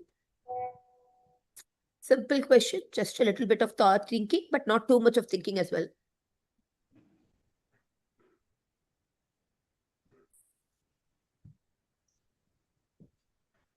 Okay. So internal podalic version is for transverse line and not for the breech, which is already sitting on there. So most of you have got it correct. Lovely. Dr. Adish stays there, followed by Manasvi and Dr. Rohit. Which factor is least useful in predicting the mode of delivery in the twin pregnancy? Presentation of the first twin, fetal well-being, obstetric contraindication, type of maternal pelvis.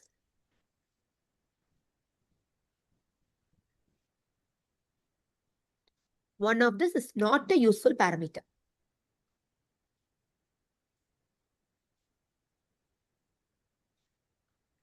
Most of you have got it correct. See, whether it is android, gynecoid, platypuloid is not going to determine how we are going to deliver, but the other three are going to determine how we are going to deliver. Okay, so Manasvi has climbed up to the top, followed by Dr. Adish and Suhana. A drastic change in the scoreboard. Wonderful, guys. Few more questions. So let us see who's going to be the topper. Which is the vaginal delivery generally avoided in monoamniotic? Why is it avoided? High risk of non-progress, high risk of preeclampsia, increased risk of fetal demise, cord entanglement, and acute cord compressions. Easy question. Wonderful. Almost everyone has got it correct. And scoreboard is the same with Manasvi on top. Wonderful. One more question to go. Wrong matched with the type of twin and the gestational age as per the NICE guidelines. Uncomplicated DCDA 37 to 37 plus 6. Uncomplicated MCDA 36 to 36 plus 6. MCMA 32 to 34, almost 33 plus 6. TTTS post laser surgery 32 weeks.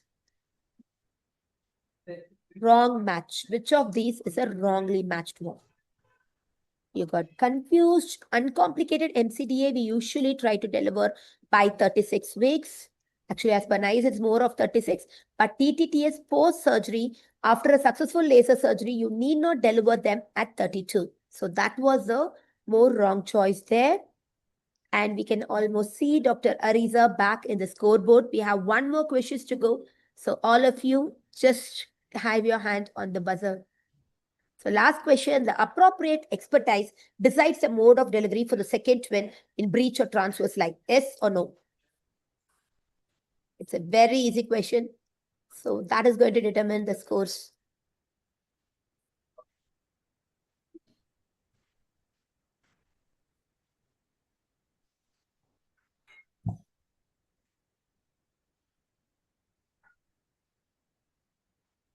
Yes. Kind of them right almost before Yes, because I mean, only if you have an expertise for breech delivery and internal podalic version, you can allow for vaginal delivery for both of them. So the scoreboard, we have the podium. The third place, we have Dr. Ariza. Second place, we have Dr. Adish. And the first, any guesses? Dr. Manasvi. Last moment entry, but nice one. Yes, Dr. Ranjana and Suhana are there on the scoreboard as well. So congratulations, guys. And I'll hand over the session to Archana Madam to give the concluding remarks. Yeah, so I think quiz is always interesting for postgraduate students. Usually they wait for this. And of course, the questions were quite basic and a relatively easy one. We didn't put question related to multifetal reduction, which Mandakini ma'am took. That is also important. Maybe we could have kept some questions related to that also, but it's okay. We thought it is more of basics for the postgraduate level. Fetal reductions, I thought they may not be able to take up, ma'am. That's what I thought. That's the reason I It's okay, but they must have learned if they have listened to Mandakini Pradhan's madam talk. Yes. That was absolutely stunning. Even I was glued to, because I'm not a fetal medicine specialist, so I was just looking at how they do, what are the equipments. That would have given that immediate basic assessment, immediate after assessment. Yes. Assessment. Yeah, maybe next time we'll keep in mind, sir, like, to keep Whenever all it the is assessments. the related talk, it is good. Anyway, it's wonderful. Thank you so much, Dr. Archana and Dr. Somehow my Priya, front camera is not working, so I'm not able to switch on my video. But you are not anywhere in conference, madam? But it's a Zoom platform. Yeah. Yeah, my front camera is not working. I don't know whether there's some problem with the laptop. It is only showing the back white end color, camera. yes. Yeah, that is. Thank you, Dr. Officials, for the wonderful opportunity. Yes. Thank you so much. So I'd like to thank you. The last moment, the Foxy president, ICOG chairperson, Dr. Sheila Mane madam, and Dr. Ashok Kumar, and all the ICOG office bearers for allowing to continue this activity, including Dr. Ashish Mukhopadhyay. I'd like to thank you for the session one, that is, although it had become second session, Dr. Rekha Bharti madam for her wonderful demonstration on breach. Then we have the case presentation, the students, Dr. Nidhi and Dr. Saloni, and their guide, Dr. Ranjana madam, all the faculties, Dr. Uma, Dr. Vidya, Dr. Anusha, for the wonderful case presentation. Thank you so much. Then on fetal reduction, it was an excellent talk, as well as some wonderful videos by Dr. Mandakini Pradhan madam. Thank you so much, madam. And last not the least, Dr. Archana Kumari and the entire quiz committee team for conducting a wonderful the quiz on this today. So thank you so much, all the students and all the faculties, those who have joined, as well as supporting team.